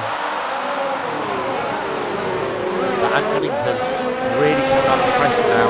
And Jamie Callan's out of the race. Jamie Callan has retired from the Grand Prix. I'm not sure where it's happened, but Jamie Callan, he's spun it down the pit straight. My goodness me, Jamie Callan is out of the race in the Red Bull, his last race for them. He was hoping for a good result and he retires from the Grand Prix.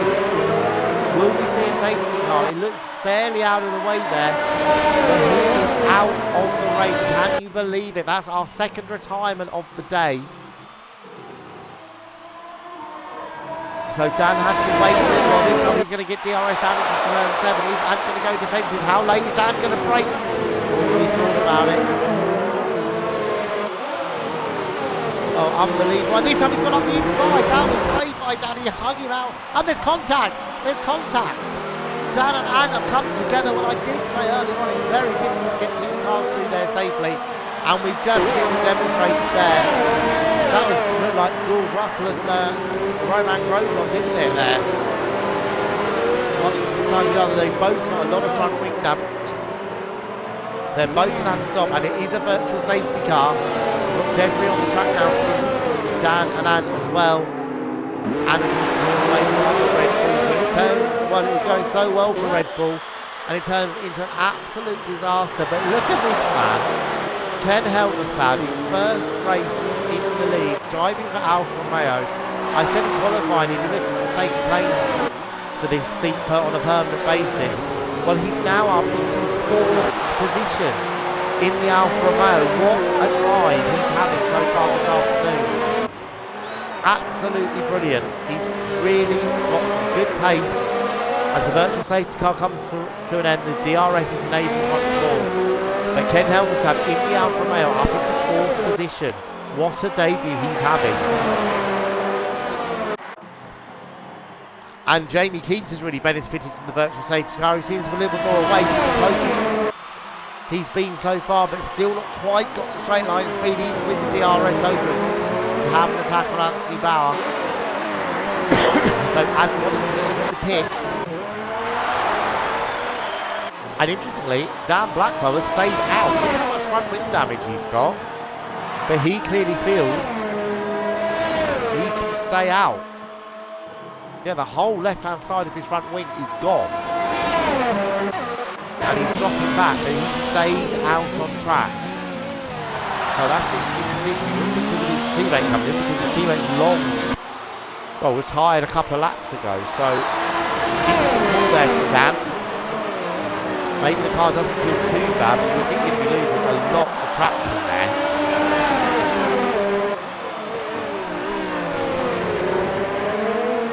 So, so much action once again. I love commentating on these races. There is so much action every single race. Anthony Bauer still got Jamie Keats breathing down his neck. There is Patrick now on his own now in 3rd position in the Renault. How long are these cars going to go on these medium tyres? As I said, Ken having a fantastic race up in 4th in the Alfa Romeo. 5th for Arthur Bowler. 6th is Dan, but falling back. He's now got Dean Barry right behind him in the other Mercedes.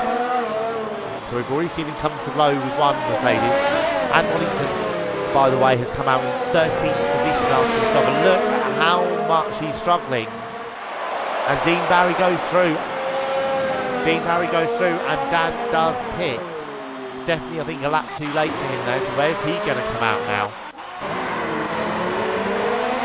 And look at these two. You've got to say, this is a great drive by Jamie to keep that Ferrari under pressure. You kind of almost expect the Ferraris to be up there, don't you? They've been there or thereabouts in pretty much, well, certainly every race I've commentated on in this league so far this season.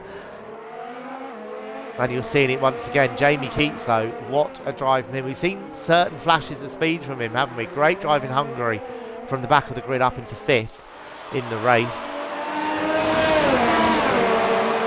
Made a couple of mistakes, though, hasn't he? Races retired from the last race because he had internet problems, so kept lagging out. But he certainly doesn't have them at the moment. He's having a great race in 2nd place. Really putting that Ferrari under pressure.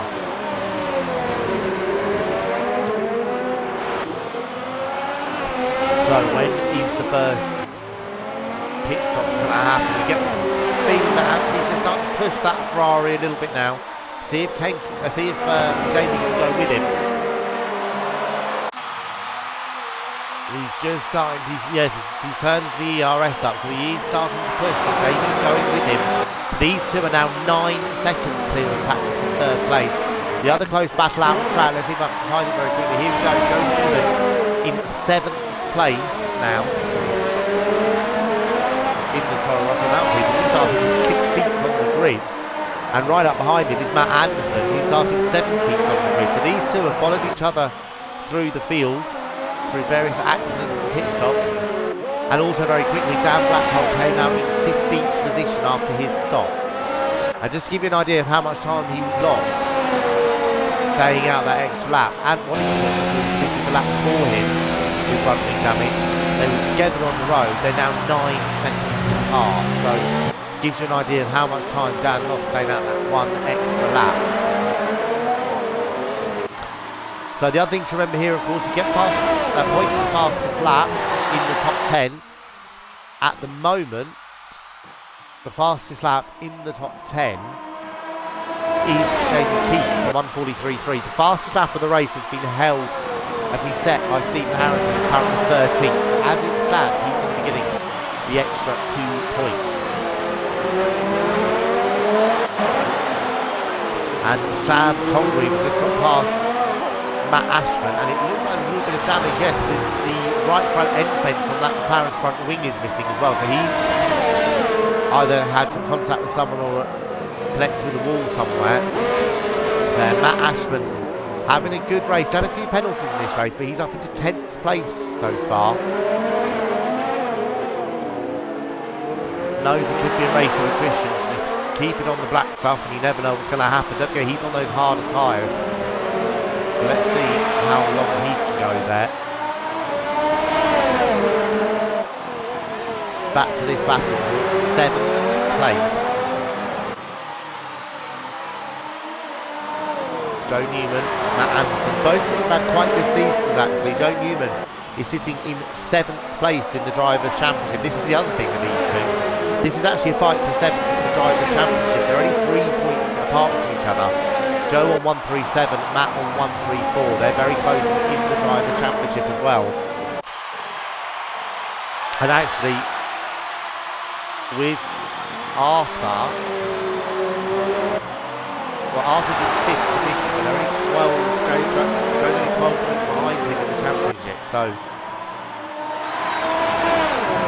and Waddington gets past Gregor Telford up into 11th place now. He is 6 seconds behind Matt Ashman. There is Matt in the background. So actually Sam and Matt are just very gently closing on this battle. So once again, doing a good job there is Sam and Matt. How quickly now can Waddington close on them? Gregor's next challenge is Stephen Harrison, just 4.5 seconds behind him. Dan Blackwell's just gone past Ryan Sturman up into 14th position. So Ryan was running in the top 10. He made a fairly early stop. He was on the soft tyres, of course, don't forget at the start. And he's in 15th position now. As Jamie Keats once again gets very, very close. If he can hold it through here, turn 5, that's where it's so difficult to do. You can see him just running slightly wide. Dirty air coming off the back of that Ferrari, but this is again the closest he's got so far. It's still not quite close enough. That Ferrari does still seem to have a straight line speed advantage, even though there isn't that many straights around here.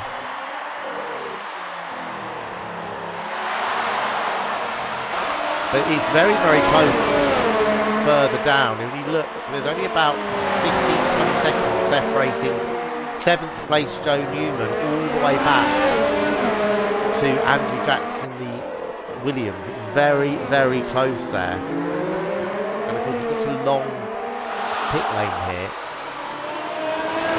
You could see some big changes in position. The undercut, I think, is going to be big around here. Excuse me. So who out of the top 2 especially are going to be the first ones to stop?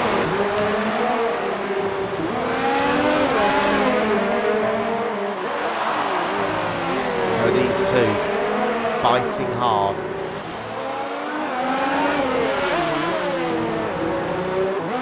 Which of these two are going to be the first ones? But you think if one stops, the other will stay out, you would think. But surely Jamie will be looking to be the first one in. DRS wide open, trying to distract Anthony a little bit down the pit straight. Didn't work. Anthony held it on nicely. Held it on line into turn 1.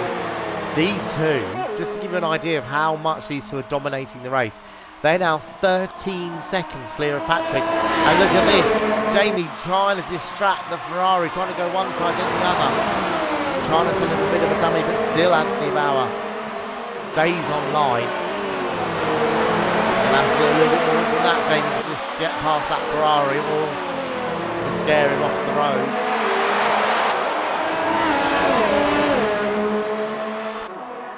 Could be a big race course here for Anthony Bauer. His teammate a long way down the field. He's in 13th at the moment, but he's coming his way back through. He could really benefit this in the World Championship, really close that gap down. As Ant Waddington's got past Matt Ashman, and as Sam Congreve has also got past Matt Anderson.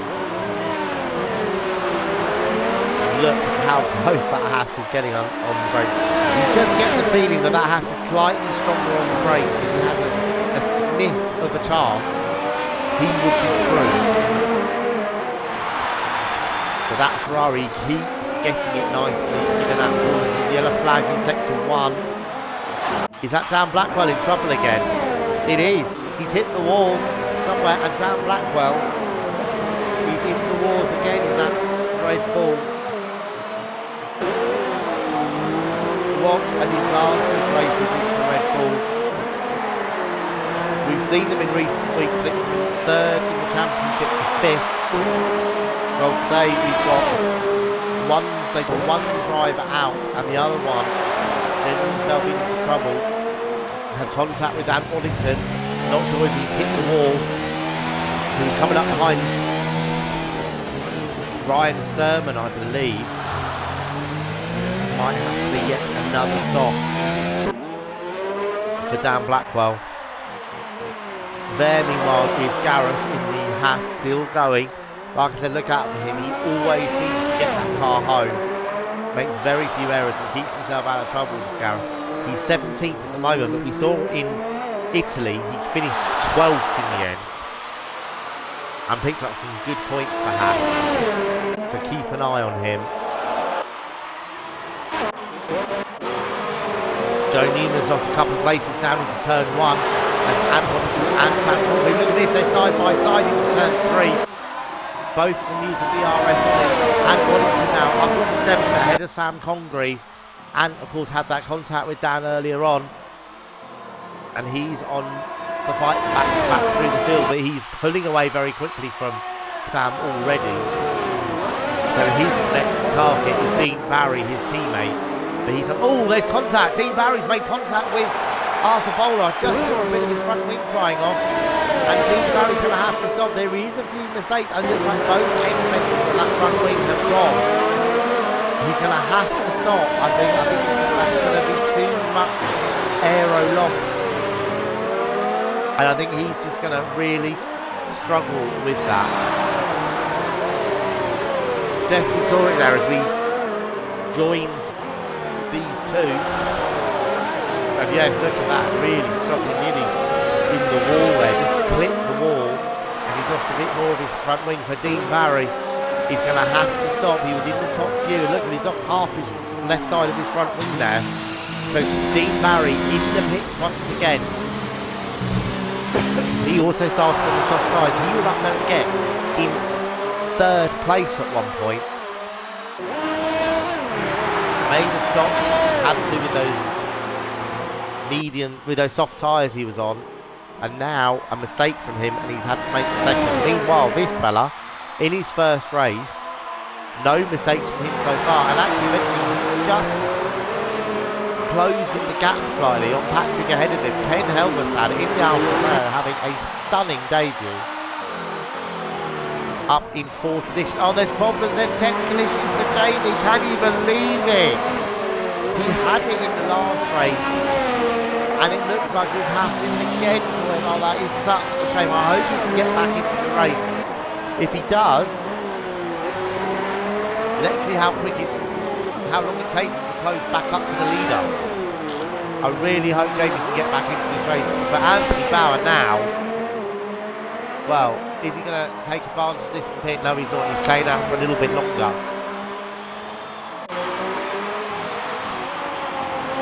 I really feel for Jamie. And he is in the pits, but I think that's the AI pitting for him. I don't think that is him.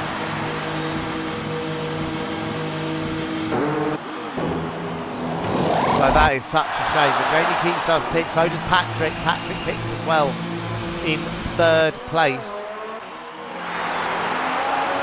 Ken is carrying on, so he could be up into second place here. Jamie's gone on to a set of hard tyres.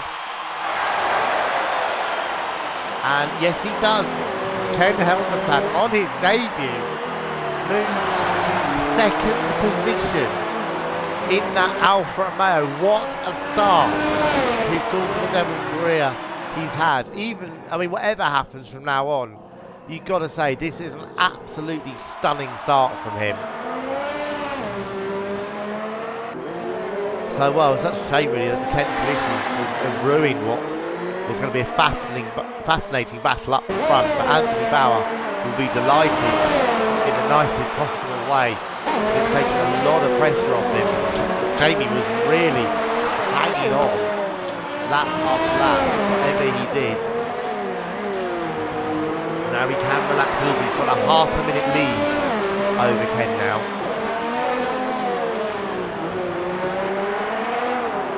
And both Jamie and Patrick have gone to a set of hard tyres. So they'll be going for a little while. Yeah, Dean Barry gets back past Matt Ashman and back into 10th place. But he's, amazingly though, Dean Barry's still ahead of Stephen Harrison. We saw Stephen with the problem earlier on. Well, it is a tough, brutal race. It really, really is. And it's the survival of the fittest.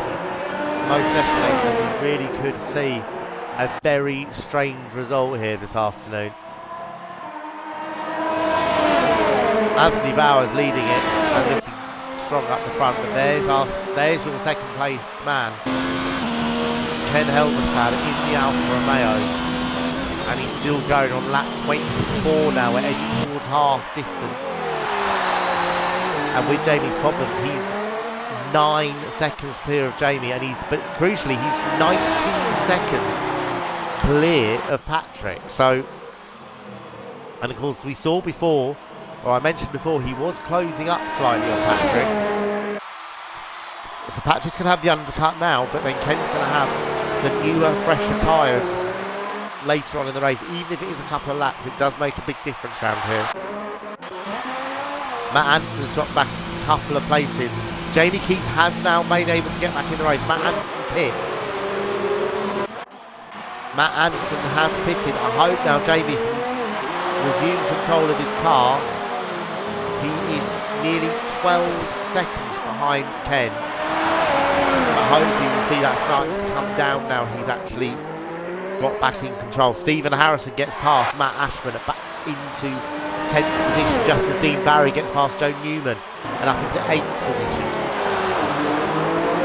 So race order, after all the various incidents and pit stops we've had, Anthony Bauer in the lead now pits. He had a half a minute lead over this man having a absolutely amazing debut. Ken Helmerstad in the Alfa Romeo, he is second. Jamie Keats is third, now 14 seconds behind. Patrick Horosco is fourth as Ken pits. Ken also pits, but Patrick Horosco is fourth for Renault, and Waddington is fifth. Arthur Mola is sixth. Sam Concrete is seventh. Dean Barry is eighth. Stephen Harrison is back into 9th place, and 10th is Joe Newman. Matt Ashman 11th. Ryan 12th. Gregor 13th. Andrew Jackson 14th. Williams 15th. Matt Anderson. Gareth 16th ahead of Dan Blackwell in 17th position, and Scott Larvin is in 18th position. Ken has now pitted and he's coming out in 5th, 6th position. So he's lost out a little bit there. But he's on to another set of medium tyres, so he will be stopping again. Is that a tactical error from Alfa Romeo? Everyone else has gone to a set of hard tyres. Ken's gone on to another set of mediums, so that means he will be stopping again. But also he will be very fast at this stage of the race, so hopefully he can pull away from those behind him. Joe Newman pits as well. He was running in 10th position. So the two Williams are looking good as well. They're 10th and 13th at the moment. So the two Williams are running well. Could be a good day for Williams. And again, if they can just keep out of trouble, they're usually struggling, and they both have so far. And as a result, they're up to 10th and 13th position. I mean, they're 10th by a long way in the Drivers' Championship, aren't they, Williams? If they can hang on to 10th and 13th, that would be 19 points added on. They finally got over the century mark in Italy, and they're looking good again here. So let's see now how quick Ken is, and look at how much time it's cost Jamie Keats with that technical issue. We saw he was all over the back of Anthony Bauer. Now he's back in control, and the lead is nearly 18 seconds. So Anthony Bauer in total control now. But look at that, Jamie making a point. Fastest lap of the race, a 1:42.3. But you would think Anthony Bauer's still got a little bit in reserve.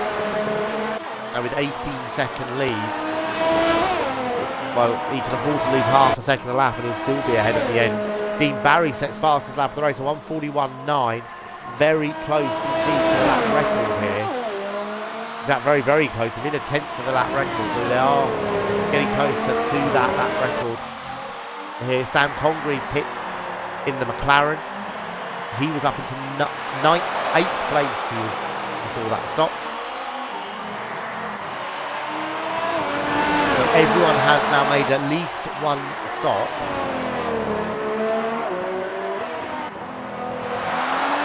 Personally, the oldest set of tyres so far out there is Gareth Lambourne, actually in 16th position. Sam's gone to a set of hard, so he'll be looking to go to the end. We've got 35 laps to go now, and lap 26 of 61. It's a long, long race here. So difficult for the drivers.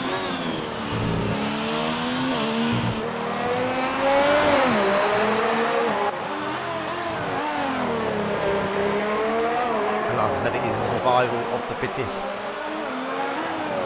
And who can keep their concentration? I've just been told by Michael Booker, thank you again so much for the flow of information, Michael, that Jamie's game crashed on him. So that's why he left briefly, but it really did spoil what was shaping up to an absolute racking race long battle, didn't we? Now he's 18 seconds behind Anthony Bauer.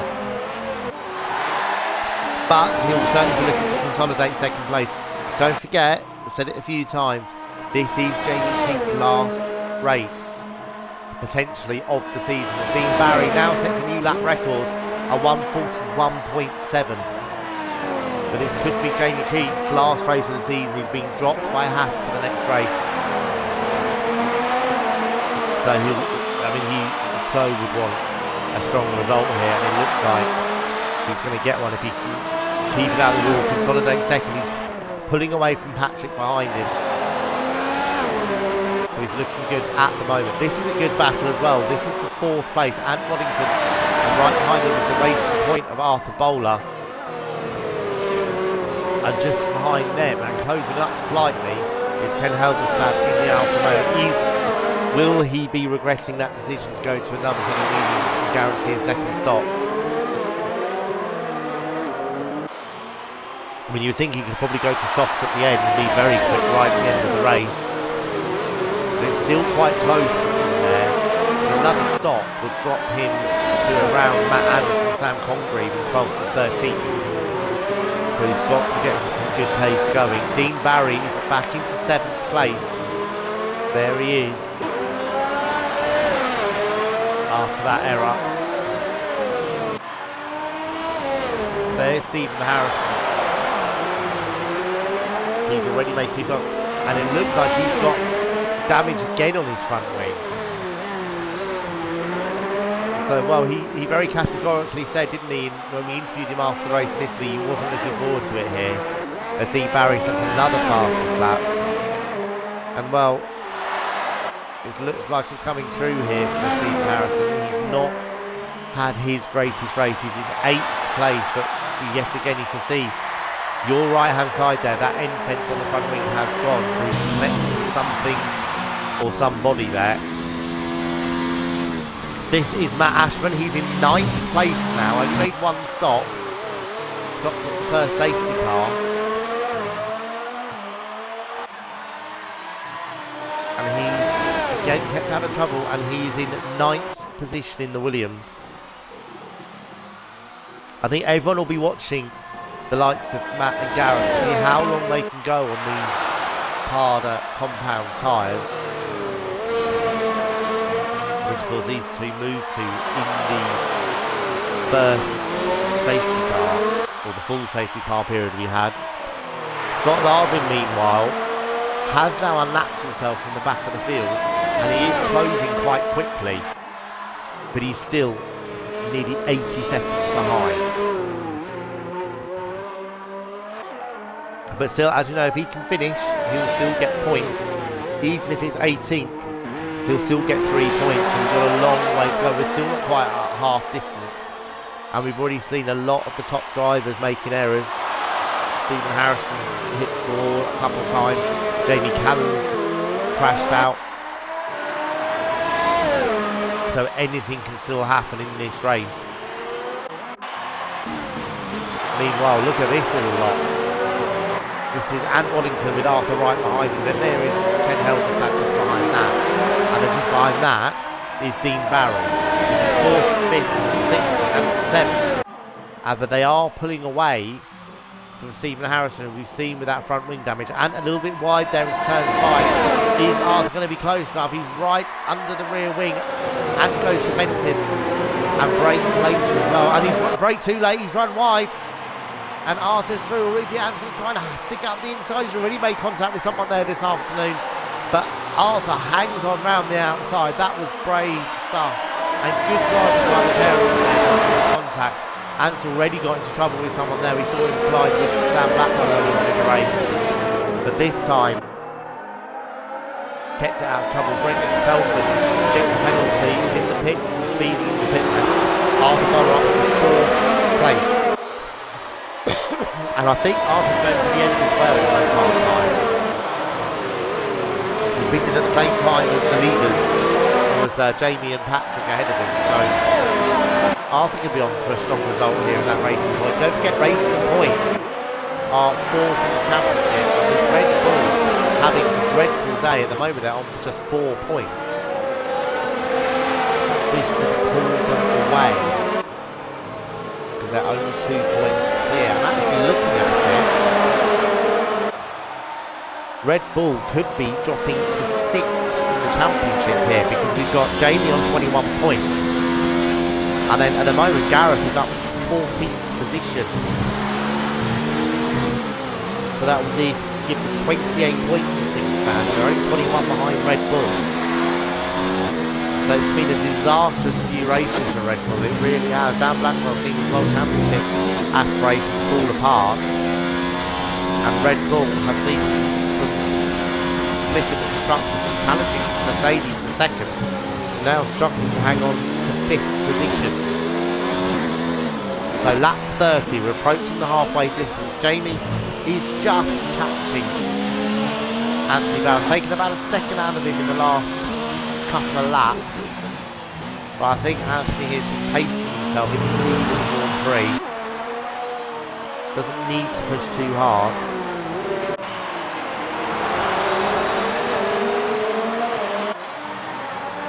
Brady gets another penalty as well. So there is Jamie in 2nd place. He's now 4.5 seconds clear of Patrick.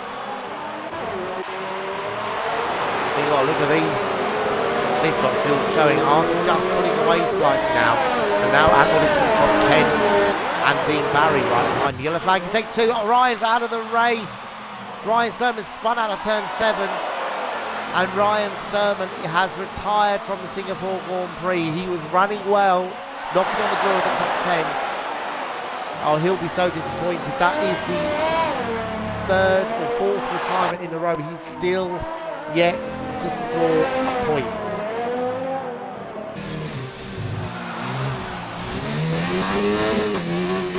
And another safety car. We've got our second full safety car of the day. And Waddington takes advantage of it and pits. Well, great news for Jamie. This is exactly what he would have wanted, because now he's going to get the opportunity to be right behind Anthony Bauer once again. But the problem is here, of course, is that he's going to be a little bit of traffic in there. So we are under the full safety car conditions. They have all got to keep to a certain speed. They're going to slow down by 40%. If they don't do that by the time the leader crosses the line, they will get a penalty.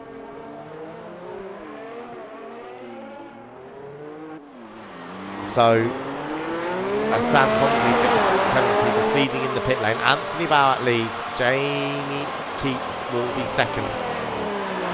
Patrick third. Fourth for Arthur Bowler. Ken Helberstad fifth for Alfa Romeo. Dean Barry sixth and Waddington seventh.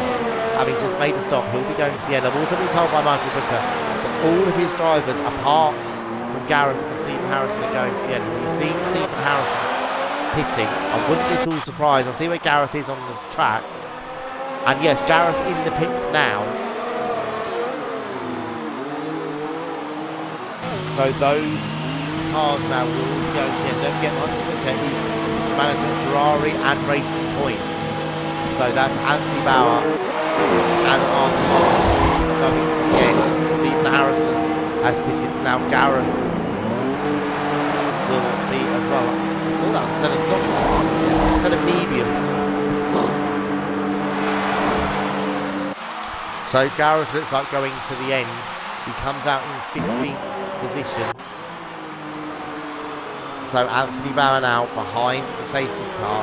I'll be very intrigued to see how much traffic is between Anthony Bauer and Jamie Keats.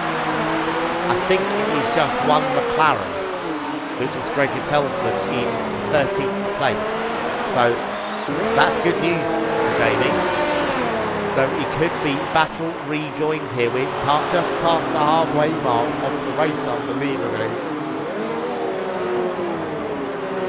Race order: Anthony Bauer leads Jamie, Patrick is third for Renault, Arthur Bowler is fourth. Now we know first and third won't be stopping again, I'm pretty sure. And well, the top three or four won't be stopping again. I don't think Patrick will. I know the top two won't be. Ken Helberstad will be stopping again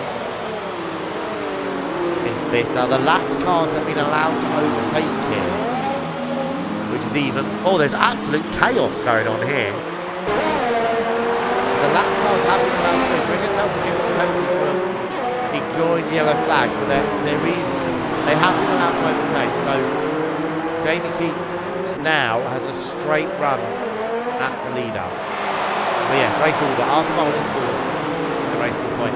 Ken Helberstad, we know, has got to stop again because he's gone on to his second set of medium tyres. Apparently Scott Larvin hit the safety car, so he's unlapped himself now, but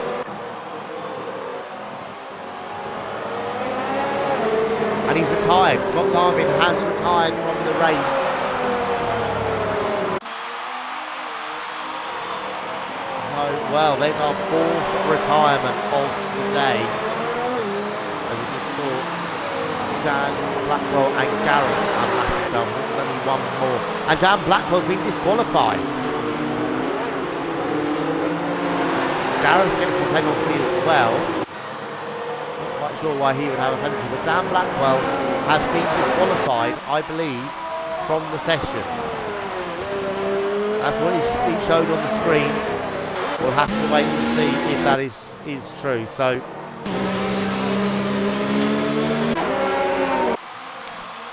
when the safety car comes in now, they'll all be free to attack each other. There's no back markers. They will be allowed to overtake. Anthony Bauer from Jamie Keats, Patrick 3rd, Arthur Bowler 4th, Ken 5th, Dean Barry is 6th, and Waddington 7th. Matt Anderson having a great race in the Renault in 8th position now. He is having a brilliant race. Don't forget he started all the way back in 17th position and he's now in 8th. 9th is Stephen Harrison. I think he'll be stopping again because he's on the soft tyres. Matt Ashman is 10th. Sam Congreve is 11th. 12th for Joe Newman. 13th for Greg Telford. Dan Blackwell is 14th. Waiting to see if he's... I don't think he has actually by the looks of it. 15th for Gareth Lambourne.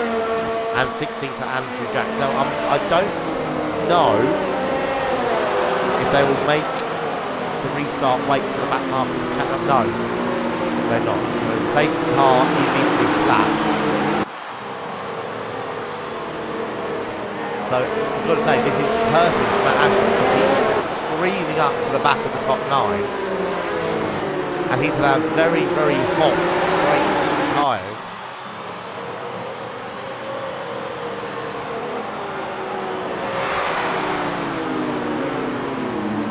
And he has been able to catch the back of the pack. Now Sam Congreve isn't quite going to do it, but Matt Ashman has. But Sam won't be too far behind, so neither will Joe Newman. It's the likes of Greg and Dan Garrett and Andrew that will be a long, long way behind. So, waiting for the restart is Anthony Bauer versus Jamie Keats, round 2 in this Singapore Grand Prix. Anthony leaving it very late, but it's dropped in now. He's had a good restart there. Arthur Bowler a little bit wide. Oh, there's yellow flag almost immediately.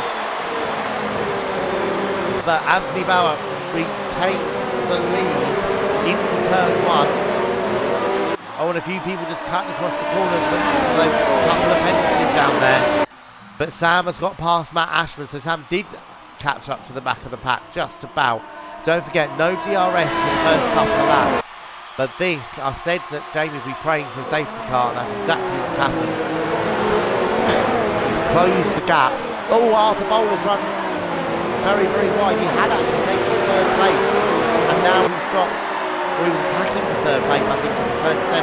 Outbrakes himself, and has now dropped back into 4th place. Ken is still there in 5th. Matt Ashman gets yet another penalty.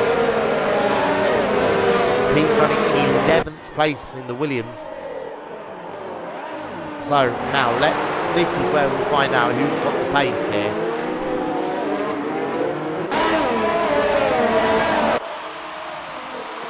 Patrick and Arthur hanging on at the moment as well. Ken as well, you've got to say, is hanging on remarkably well in 5th place in that Alfa Romeo. Let's see how far he can go on those medium time. A lot of the advantage there of medium time has been negated by the safety car coming out for Ken, unfortunately. And especially as he does have to stop again, he's going to fall a long way back. However quick he is, he's still going to be quite a few seconds behind the back end of the pack.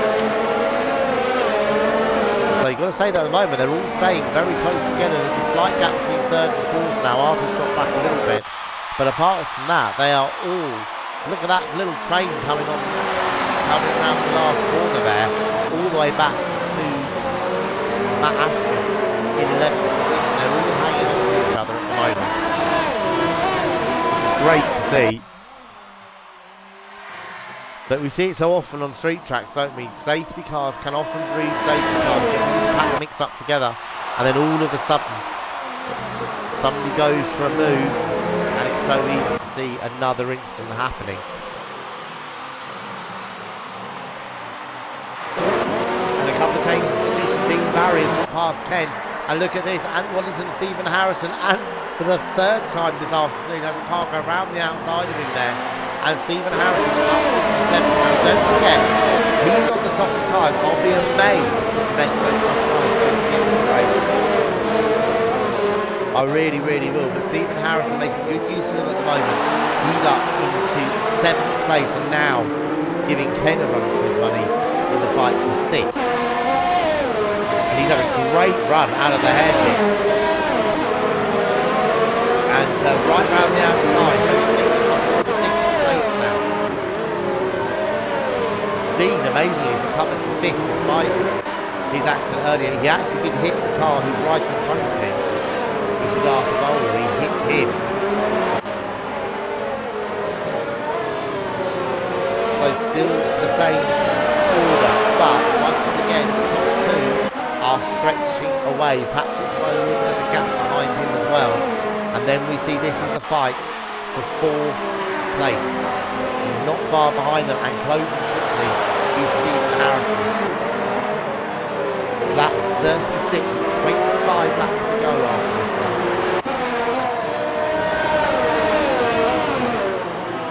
And this is a battle for 4th place.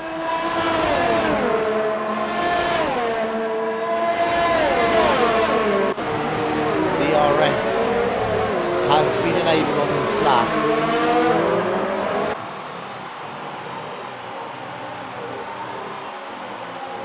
So that is going to really allow us to rotate. So Waddington now gets past Ken. Ken was so strong, wasn't there, in 4th place. I just can't help feeling it was a tactical error not putting us on a set of hards, because especially with the safety car coming out again, with him having to stop again, he's going to drop a long way back. But he's been running in the top 10 almost from the start of the race. Look how late on the break Stephen was there. So close on the inside ahead of him. Turn 14. Don't forget, Dean's not completely out of the championship, but he is 83 points down. A couple of strong results. We've seen how quickly Dan's falling back in the championship. And look at this. That's going to be brave.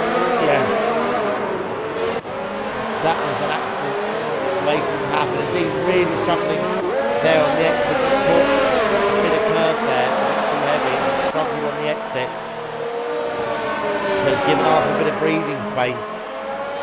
Onto the pit straight. Here comes Stephen. He's going to have such a run down into something. He's got so much more grip at the moment on those soft tyres. And Stephen Harrison moves up into 5th place. How much higher can Stephen get before he has to stop again? Arthur Bowler up into 4th place. Meanwhile, up at the front, these two still once again within half a second of each other. We've got Stephen takes 4th. Stephen Harrison moves nicely up into 4th position. And you've got to say as well, Patrick's hanging on well. There he is in the Renault in the background. He's up. He's only a second and a half behind them at the moment. So Stephen now up into 4th. He's now got to pull away as quick as possible from the cars behind him. As Dan Blackwell gets past Gregor and moves into 13th place. Very stable those possible forwards, because Dan is 30 seconds behind Joe Newman, because they were released by the safety car to unlap themselves on the same lap as the safety car pitted, so they didn't have enough time to catch up to the back of the pack once again. But at the moment they're still looking good to finish. And Garrett as well is actually closing. He's 11 seconds down, and he's just starting to close a little bit on Gregor Tolman ahead of him. So Garrett in 15th position, Gregor in 14th position.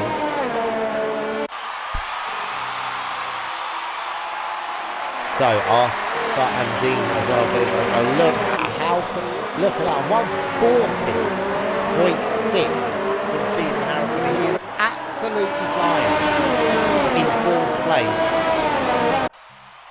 and has taken over a second out of Patrick, and he is now on the same straight as the leaders. And look out here for Arthur and Dean down into turn 7. Arthur goes nicely down the inside, defends position, runs a little bit wide. Is Dean going to go around the outside? Well, we've seen Ant come to blows there.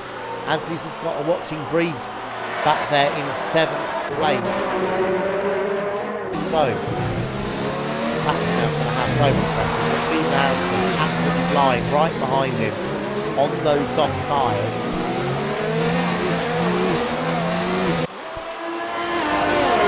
They won't want to fight too much, but at the same point, if Stephen comes in again and puts on another set of softs, Patrick once again here. So Patrick, we certainly wanted to keep Stephen behind him for a while. We want to try and limit that chance, but Stephen swarming all over the back of the Renault.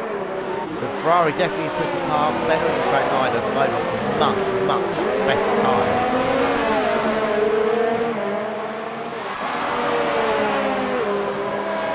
So as they come through to complete another lap, Jamie still trying to distract Anthony Barr. Stephen with a good run, but not quite close enough down into turn one. As we saw in qualifying, Patrick's got a really lot of traction, loads of traction on that Renault. Really set the back of the car up very, very well, and the traction is so important here.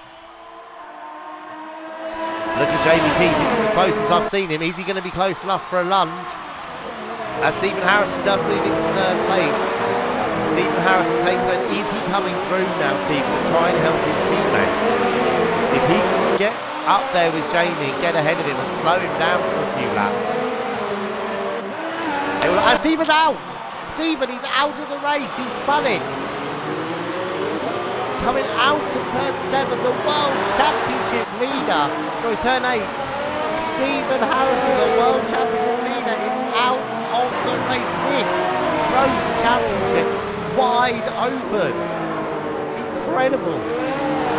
Virtual safety car, of course. But can you believe it?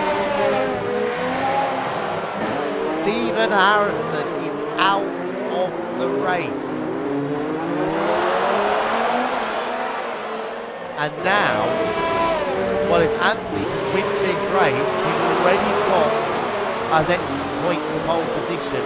The lead in the championship will close from 32 points to just 6. And that sets up a brilliant end of the season. The DRS has been enabled once again. Stephen Harrison was absolutely flying, and he is now out of the race, pushing too hard. And it looks like Sam Congreve there's got a little bit of damage on his front wing, so I don't know if he's made contact with Matt ahead of him. But well, it's like I said earlier, you never know what's going to happen in this race. And it's all happening here. We've had so many of the front runners drop out of the race. We've had Jamie Callan out, we've had problems. Stephen had problems as well down. Blackwell's dropped down the order through a couple of errors. It is all happening in this race. But you've got to say, these two up at the front are the only two who haven't made errors. And so unlucky for Jamie with the game crashing on him earlier on in the race. But he is still there in second position. Likewise, Patrick, the top 3 have done brilliantly here today. Arthur Bowler too having a good race in 4th position, and he's keeping those Mercedes behind him. So brilliant race for Arthur Bowler. Don't forget, he crashed in Q2, so although he made it to Q3, he started in 10th position, and he's recovered the car into 4th place, and he's got both Mercedes behind him, and they both started ahead of him. And started 9th on the grid, Dean started 4th. So excellent drive from Arthur Bowler, and you've got to say, a lot of the top drivers have had difficulties here today, but there have been some brilliant drive from a lot of the midfield. Arthur Bowler's driven very well. Ken Helmstadt's driven very well. Matt Anderson too has come up through the pack. Matt Ashton is into the top 10 now in the Williams. There's been some very good drivers from the midfield teams here today. So lap 41, 20 laps to go after the one they're on. Here we go once again. Still less than a second between Anthony Bauer and Jamie Keys, with Patrick with the perfect spectator seat right behind them by about 2 seconds back in 3rd position. And once again they are pulling away very quickly. Have a look at this. And this time Dean's close. Oh, we saw him do that last season, didn't we, against Callum, and he spun out. Remembers the Singapore Grand Prix last year, that's exactly what Dean did to Callum Harrod, who was then driving a Ferrari, and he ended up spinning out as well. So sorry, I actually believe that was Dean Harris's season run. But anyway, excuse all these Deans and Matts in the league. These three now are fighting so hard. This is Arthur Bowler holding up the two Mercedes. There is Ken in the background of the Alfa Romeo. He's in 7th place.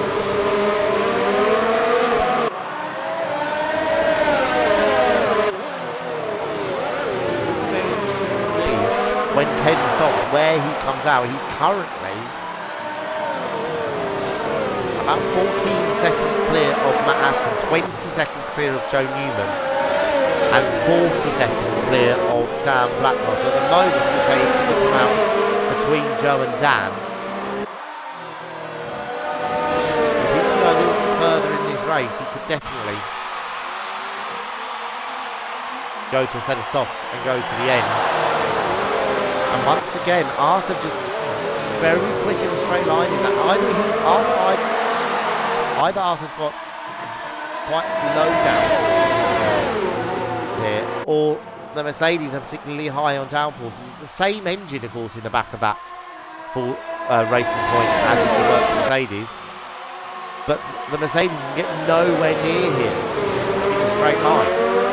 Absolutely nowhere near him, and that is keeping him in 4th place.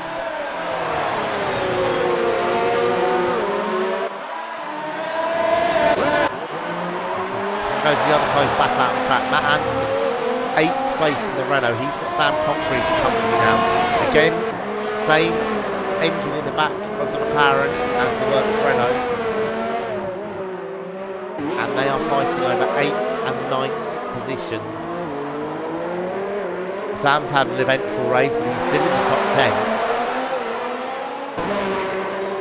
And McLaren tried desperately to hook themselves onto the back of the third in the constructors, but they're quite a way behind Haas. But they can get another good result. Both cars finishing here as well at the moment. McGregor 13th. And both Haas are still running in 2nd and 14th. So, and what won't be helping Sam here is, like we noticed before, he has got a little bit of front wing damage.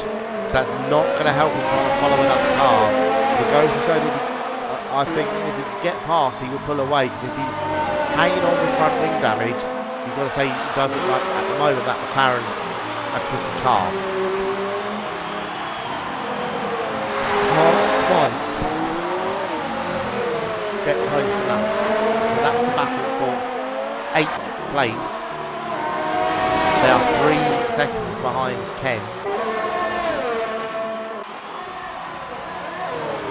Here we see these three once again. Arthur Hancock on lap 43. Things have just settled down a little bit now. Well, that's famous last words for that one. Now these top 3, they're starting to close on Andrew Jacks, who's running 15th. They're going to start to lap him very shortly.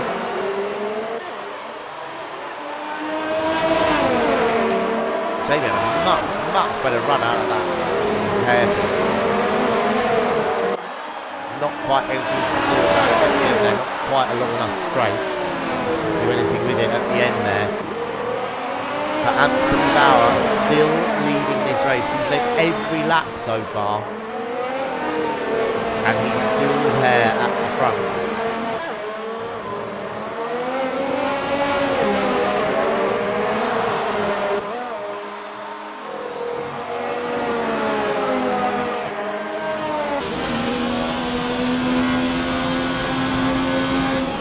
Lap 44, still only half a second in it.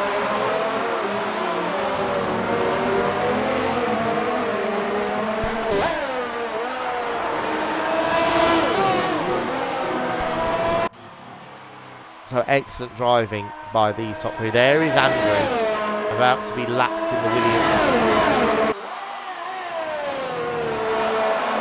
He's 13 seconds behind Garrett, and starting to close on him as well, so we could see a change of position there in the last few laps. And still, oh, this is the closest Dean's got. I don't think he's going to be quite there. Arthur hanging on nice. He's just run a little bit wide.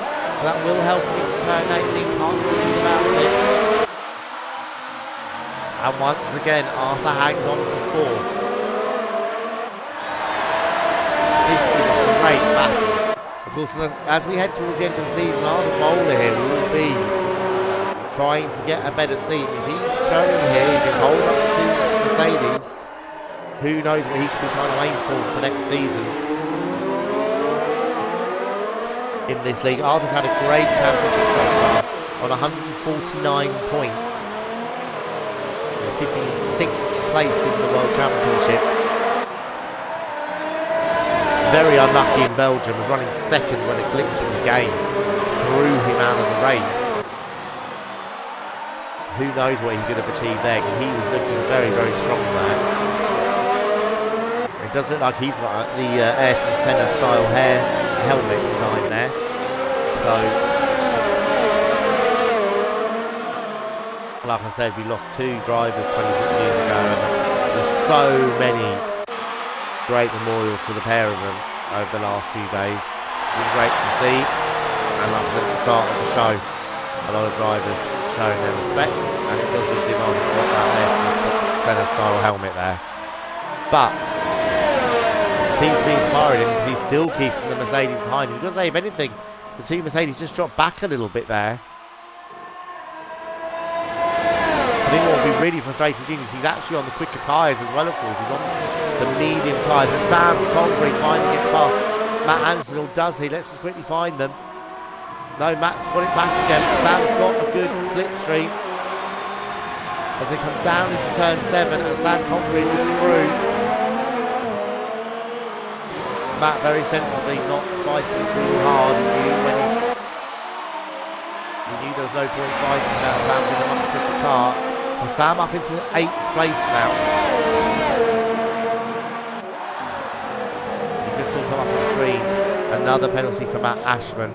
He is running 10th. He's now got Joe Newman for company, 2.5 seconds behind him. So that also could be a good fight till the end of the race.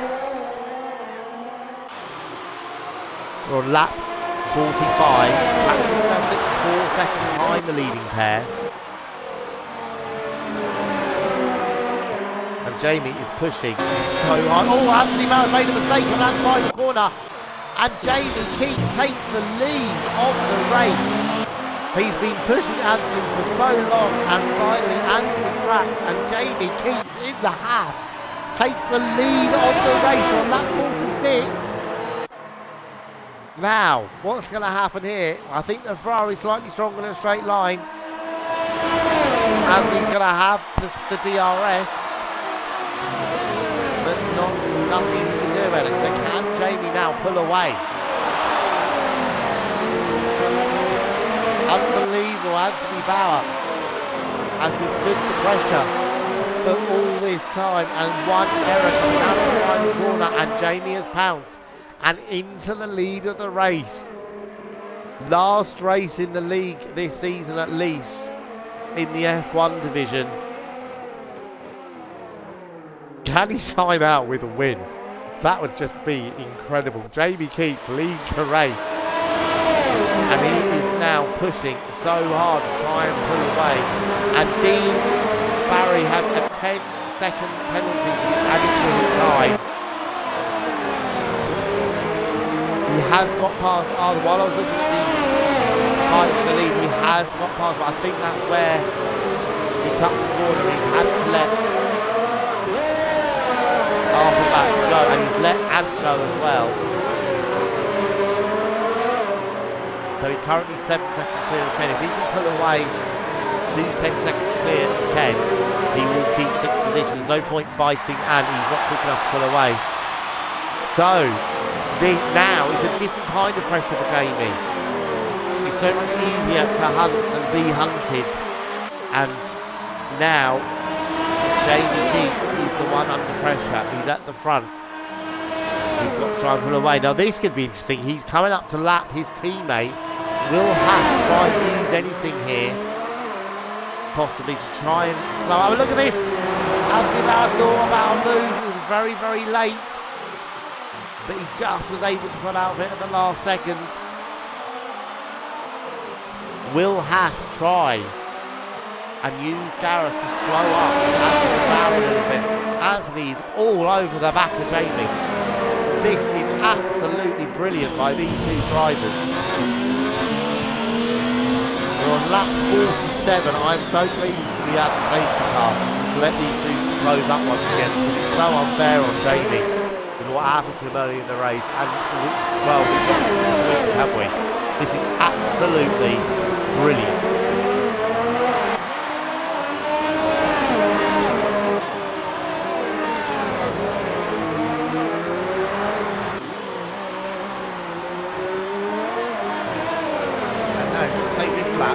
Jamie's just pulled away a little bit.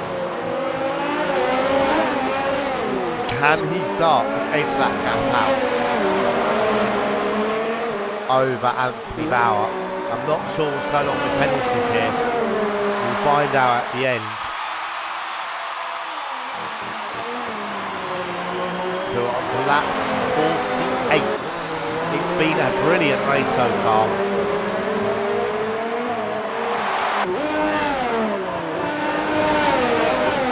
Race order, Jamie now leads by just over half a second from Anthony Bauer. Patrick is third, Arthur Bowler is fourth, still got Ant Waddington behind him in fifth place.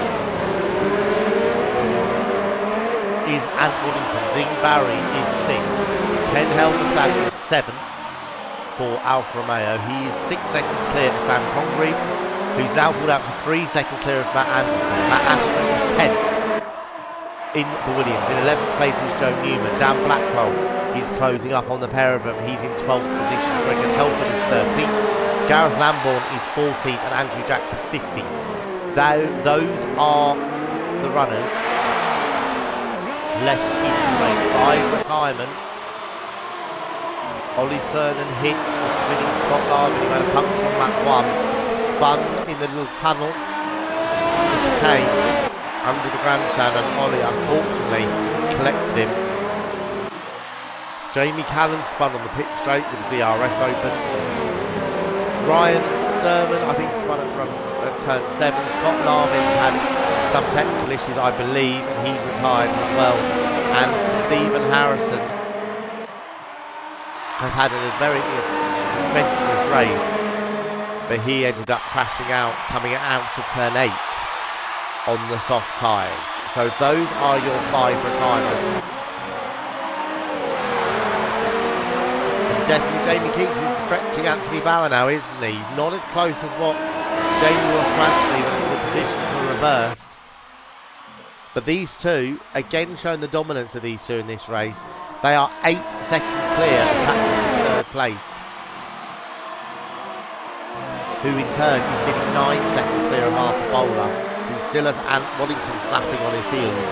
Dean Barry's pulled back a little bit now. He's 3 seconds and it's nearly down. Andrew Jackson's pitted in the Williams. He was running last anyway. He's going to go for the fastest lap outside the top 10. Try and get those 2 points. If we have a look at the fastest lap classification, Stephen Harrison does have the fastest lap, and he has retired from the race. So the fastest lap inside the top 10 is Anthony Bauer on a 1:41.5, so he should be getting an extra point. And outside the top 10 at the moment, the fastest lap is a 1:42.7 by Dan Blackwell in 12th position. So those at the moment will be getting the extra points in the fastest lap. Definitely Jamie Keats is pulling away. He's now over a second, so Anthony Bauer's not going to be getting any DRS. Finally, one of these two have broken the DRS barrier. Can Jamie Keats now pull away? And how quickly? Lap 50 of the Singapore Grand Prix. We've got 11 laps to go after this one. And we've got to say as well, Arthur Bowler pulling away from Ant Waddington now. That's the 4th and 5th. And Dean Barry's in the pits. Now, are they going to do the 10 seconds now? No, they're not. So Dean Barry pits. He's going for fastest lap by the looks of it. Where is he going to come out? I think he's going to come out behind Matt Anderson. Yes, he is. So Matt Anderson moves up into 8th place. Dean Barry's going to come out in 9th. Don't forget he's got at least that 10-second time penalty to add on to his time at the end of the race. So he's going for an extra point here for the fastest lap. There is Matt Anderson. Dan Blackwell gets past Matt Ashman. That's for 11th place. So Matt drops back into 12th. And then only the second there is Joe Newman. He's running 10th. So that is the battle for 10th, 11th and 12th position. They are half a minute clear of Gregor in 13th place now. Oh, look at this. Joe ran a little bit wide in turn 7 and Dan Blackwell is up into 10th place. He needs as many points as he can, Dan Blackwell, with Stephen Harris now in the race. He's 46 points off the World Championship lead. This will take him down to 35 points as things stand. He's on for 11 points. He's 15 seconds behind Dean Barry, but of course Dean on a brand new set of soft tyres, so he'll be flying. So the next car is about 2.5 seconds. He's got 10 laps to close 17 seconds. I don't think he's going to have enough time. That is an extra point for Dan Blackwell by getting past Joe Newman. And look how quickly he's putting away from Joe as well. So that's looking secure there for him. As Dean gets past Matt Anderson, Matt in the pits. So very late stop. Look how warm those. Listen to that left front is there on that Renault. So Matt Anderson into the pits. So that's going to help Dan as well. That lifts Dan up another position. Dan now up into 9th place. And Matt Anderson is going to come out in 12th. But with a brand new set of soft tyres, how quickly can he catch Matt and Joe ahead of him?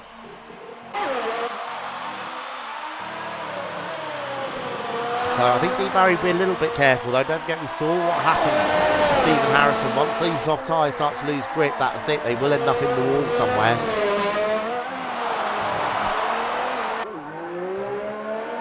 So, and Anthony Bauer is just starting to close up again. We saw the gap up to about the 2.5. It's now back to around the 2nd mark.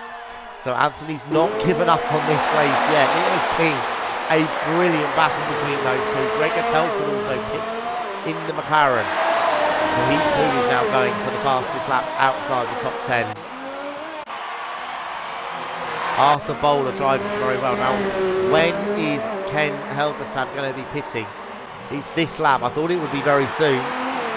Where is he going to come out? I think he's going to come out still in the top 10 ahead of Dan Blackwell. But I think he's going to drop behind Sam and Dean. But don't forget, Dean's got at least 10 seconds to add to his time. Let's keep an eye on this. Dean Barry, fastest lap of the race by a country mile, 1:40.2. That is a brilliant lap time. Can Dan hang on to the end of the race on those hard tyres? He's done 34 laps now on those hard tyres. This is now his 35th lap on those tyres. And Ken comes out ahead of him. Ken Helberstad comes out in 8th place.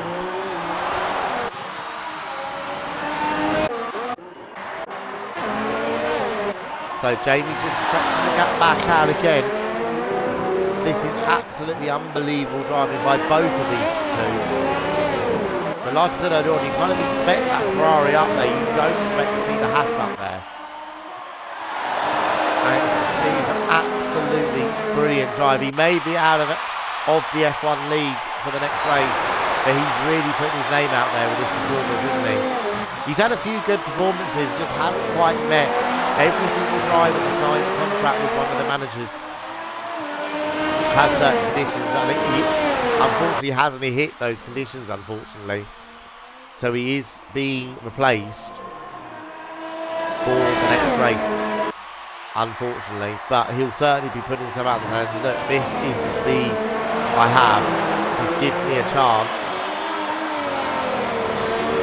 and I'm as good as anyone. He is up there in the lead of the race and slightly stretching away now. Patrick Carrasco, there he is, quite a lonely race now. He's 16 seconds behind the top two and he's 6 seconds clear of Arthur. I'm going to say Arthur actually, if anything, just starting to close up a little bit.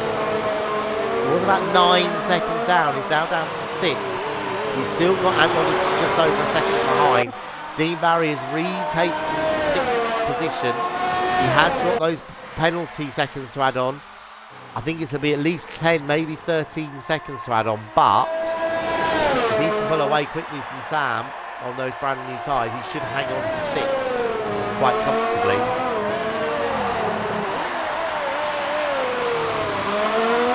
As Matt Ashman now pits as well. And Joe Newman's out of the race. Joe Newman has retired from the race. He spun it in turns 1 and 2, and Joe Newman becomes our 6th retirement of the day. Disaster for Toro Rosso. They're not going to score any points at all, and it does look as if they're going to lose their 8th place in the Constructors' Championship. And once again, we have our 3rd full safety car of the day. Can you believe it? Joe Newman crashed out in the first couple of corners. Patrick has pitted and has got a penalty for speeding in the pit lane. Will they do that now, or will they add that on? I think they add that on because they're under the safety car. New front wing for Patrick going on. Arthur Bowler also pits, so does and Waddington.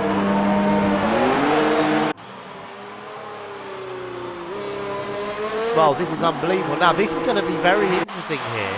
The top 2 have stayed out. I think when the safety car was thrown, they were past the entrance to the pit lane. And now, Patrick, Arthur and Waddington behind them are all going to be on brand new soft tyres. Now, the safety car hasn't picked them up yet. They may still be able, looking at it and thinking about it, they may still be able to pit and get out ahead of the cars behind them because they're all driving at the same speed. Here, they're not allowed to scream back round like in the old days. They could just scream round to the safety car as hard as they could. Now they have to drive to a certain speed until the leader crosses the line. Now, Jamie is screaming off a little bit here. He's suddenly got quite a big gap behind him.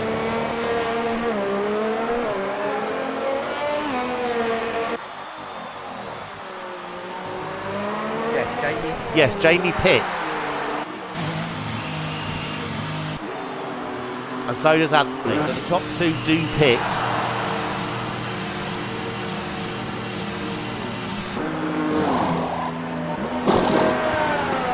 May as well, they've got the time in their pocket.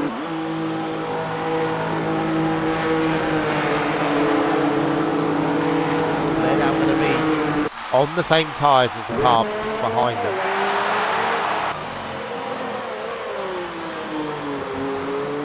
And we're going to see, we're on lap 55 and 61, there's going to be at least a couple of laps behind the safety car. And we are going to see a brilliant last few laps.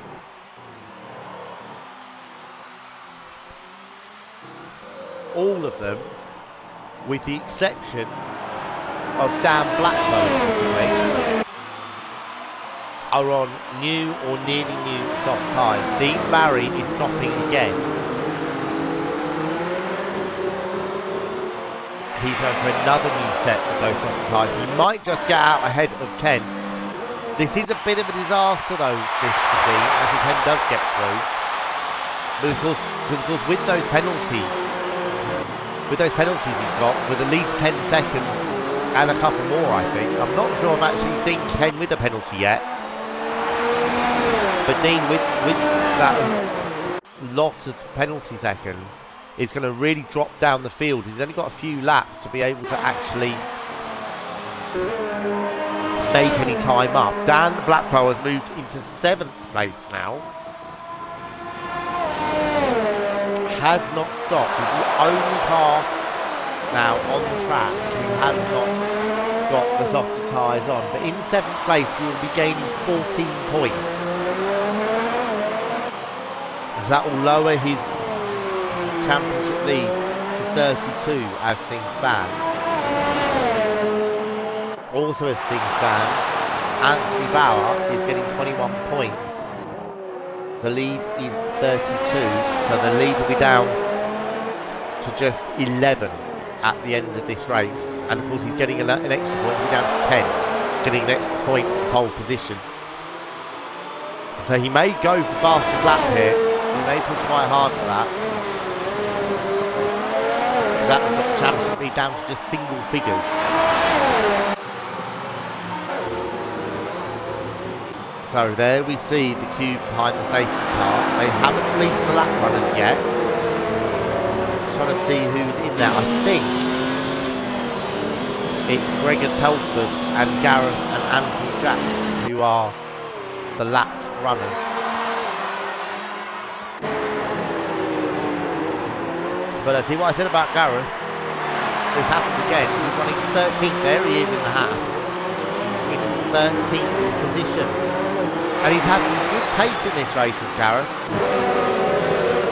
He's been quicker than the Williams of Andrew. He's been keeping pace with the McLaren of Gregor as well. So once again, a good, solid, mature drive from Gareth Lamborghini. And he looks like picking up yet more points. And that would actually take him to over 100 points this season. Absolutely brilliant.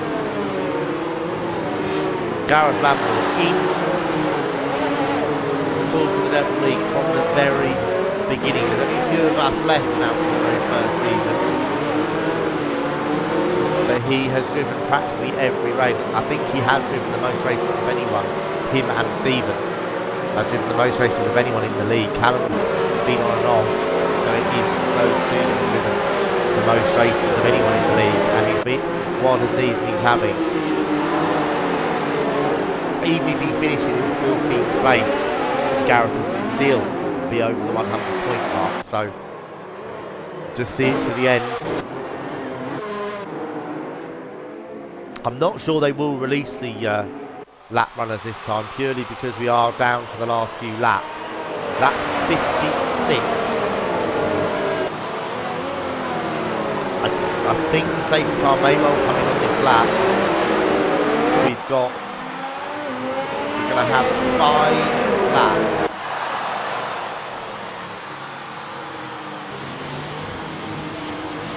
And what is going to happen here? Jamie Kings put Anthony Bauer under so much pressure, and you've got to say, just before the safety car came out, he was pulling away. Another penalty from Matt Ashman. He is racking up the penalties here today, but he is in 11th place in the Williams. Comfortably ahead of his teammate. That McLaren in there is Gregor Telford. The safety car is coming in at the end of this lap. Here we go. Jamie's gone early. Oh, and he slowed it right down. That's a little bit naughty. And Patrick's trying to pounce in and run. Arthur Bowler's spun it. Arthur Bowler's spun it coming out of the final corner.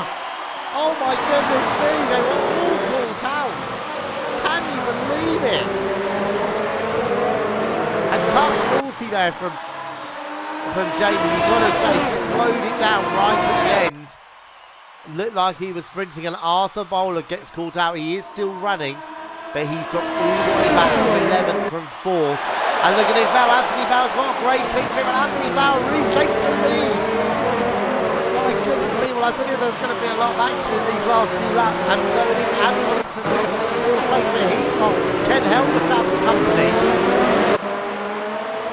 Gregor desperately trying to get out of everyone's way here, but it's so difficult. There's a penalty flag. Frankly, I think that was a little bit hard, because he's desperately trying to get out of everyone's way. But look at Ken here.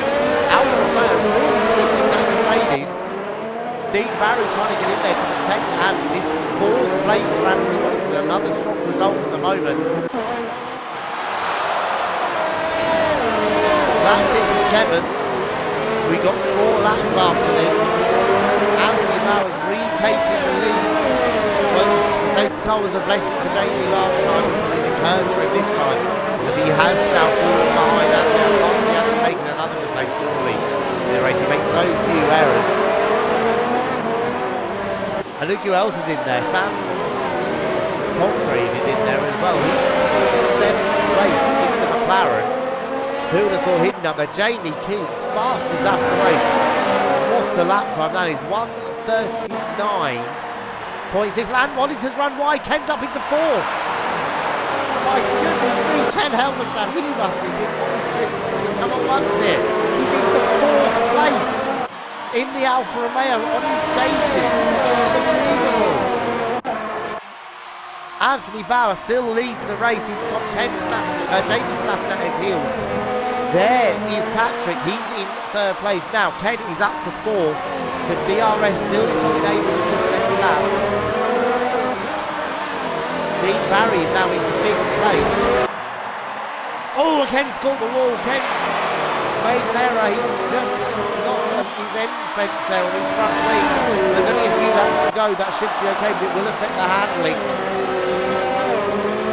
But will they be saying to him, look, Dean's got a lot of penalties behind you, so don't worry if you overtakes you 4th place, it could still be yours. Just keep it on the road.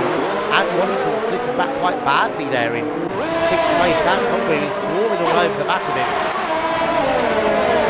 Dan on those hard tyres. He's got Matt Anderson and a recovering Arthur Bowler for company. This is now for 8, 9, 10. Arthur Bowler will be so gutted. Number 4.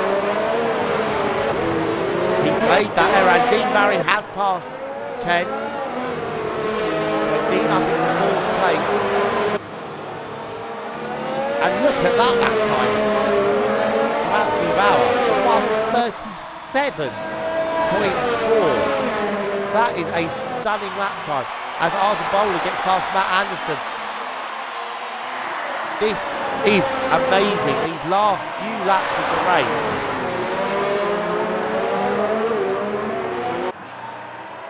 And it is still absolute chaos here.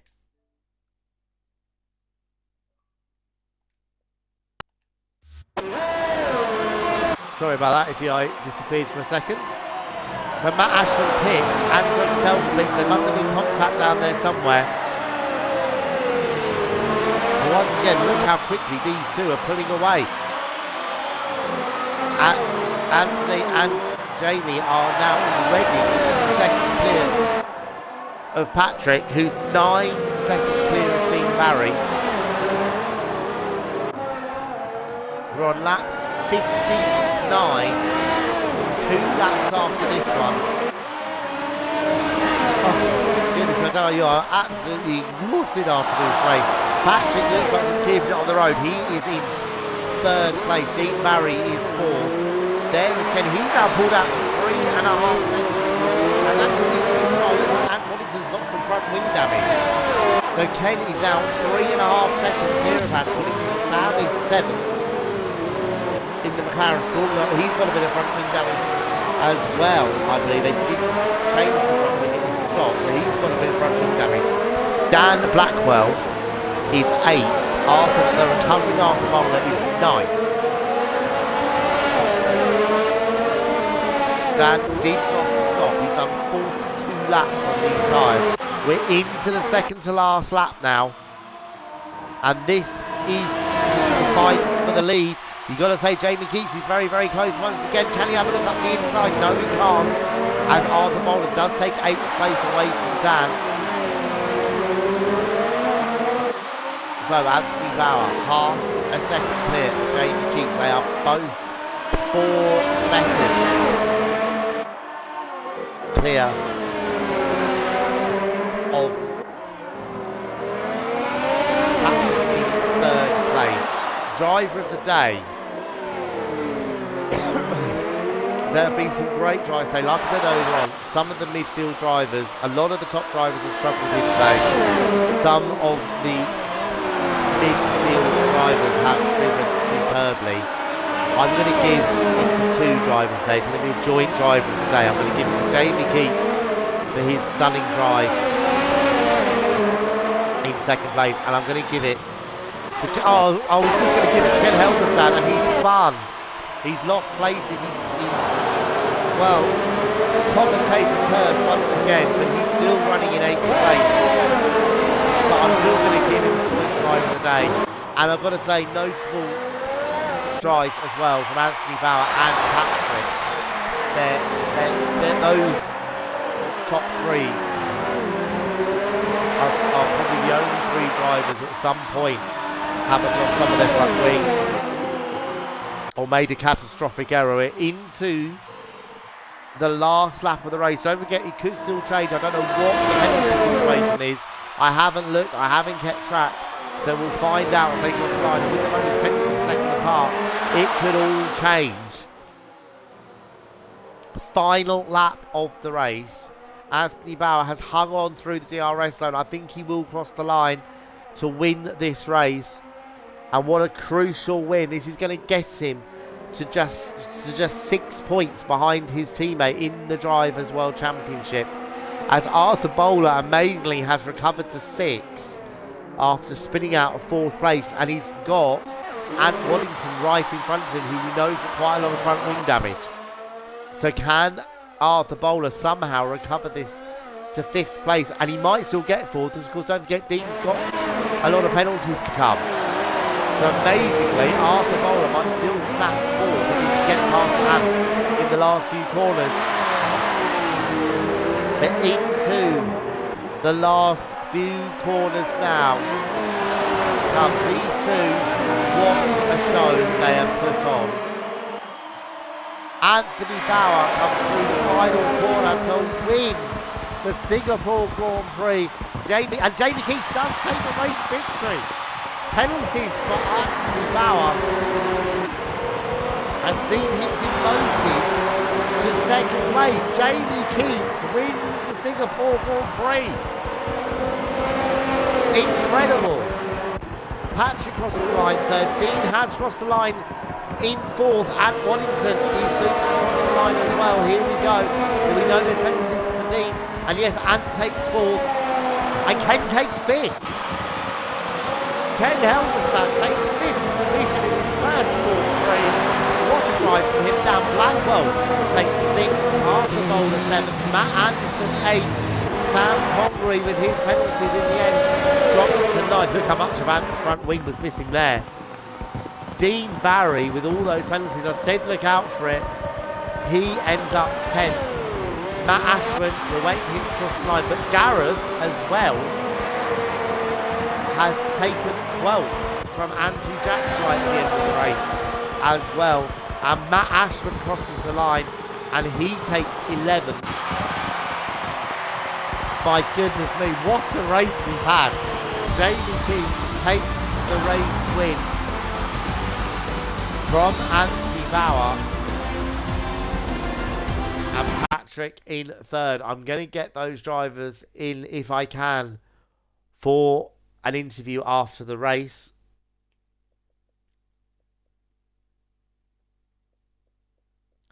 But wow, those penalties meant so much difference, didn't they, right at the end of the race? That was incredible.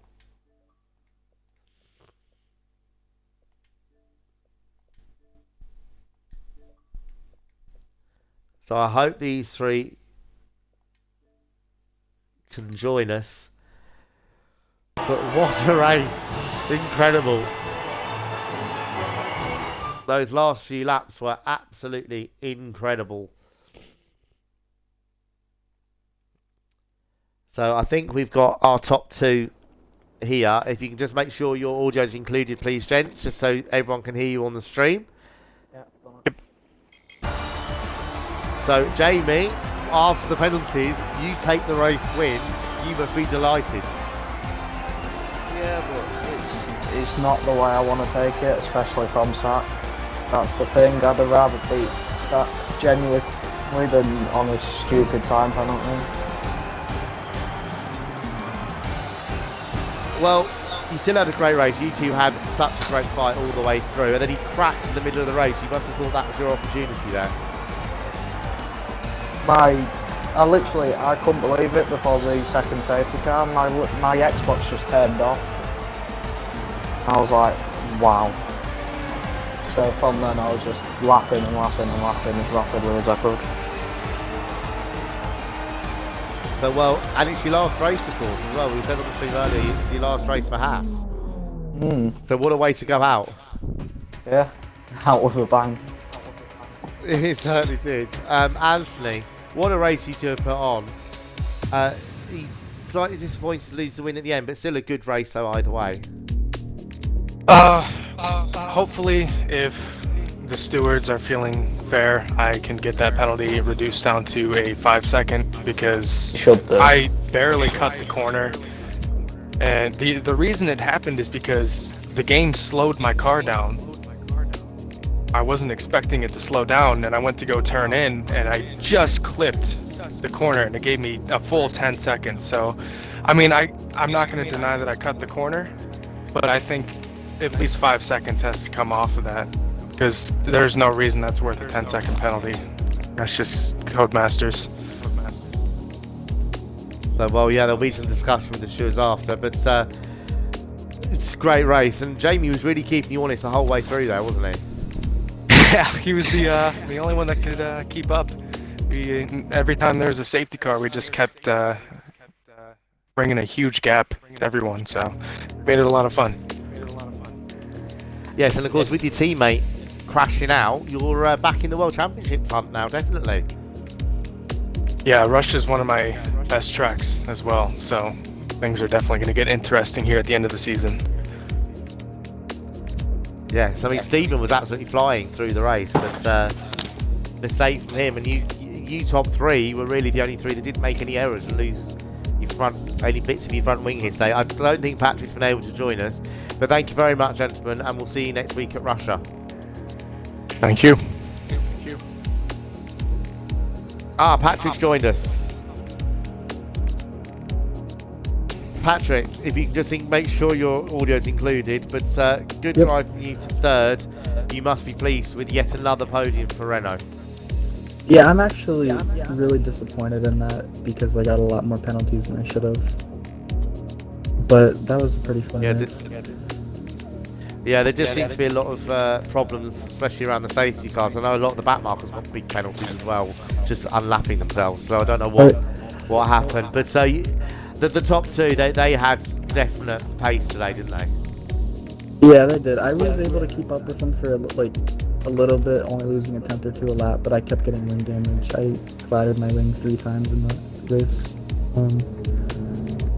But no, they had really good pace.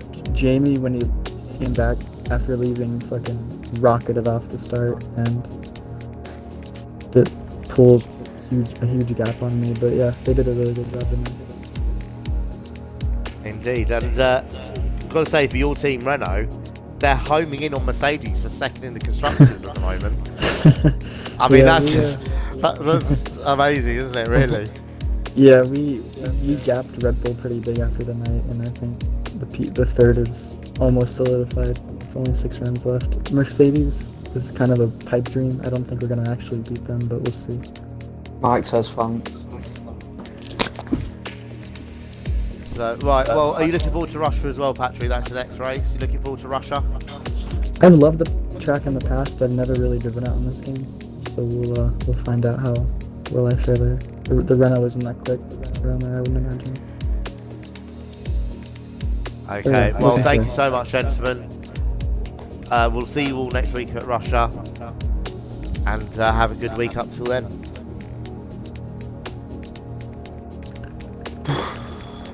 So thank you very much to everyone who's watched the stream.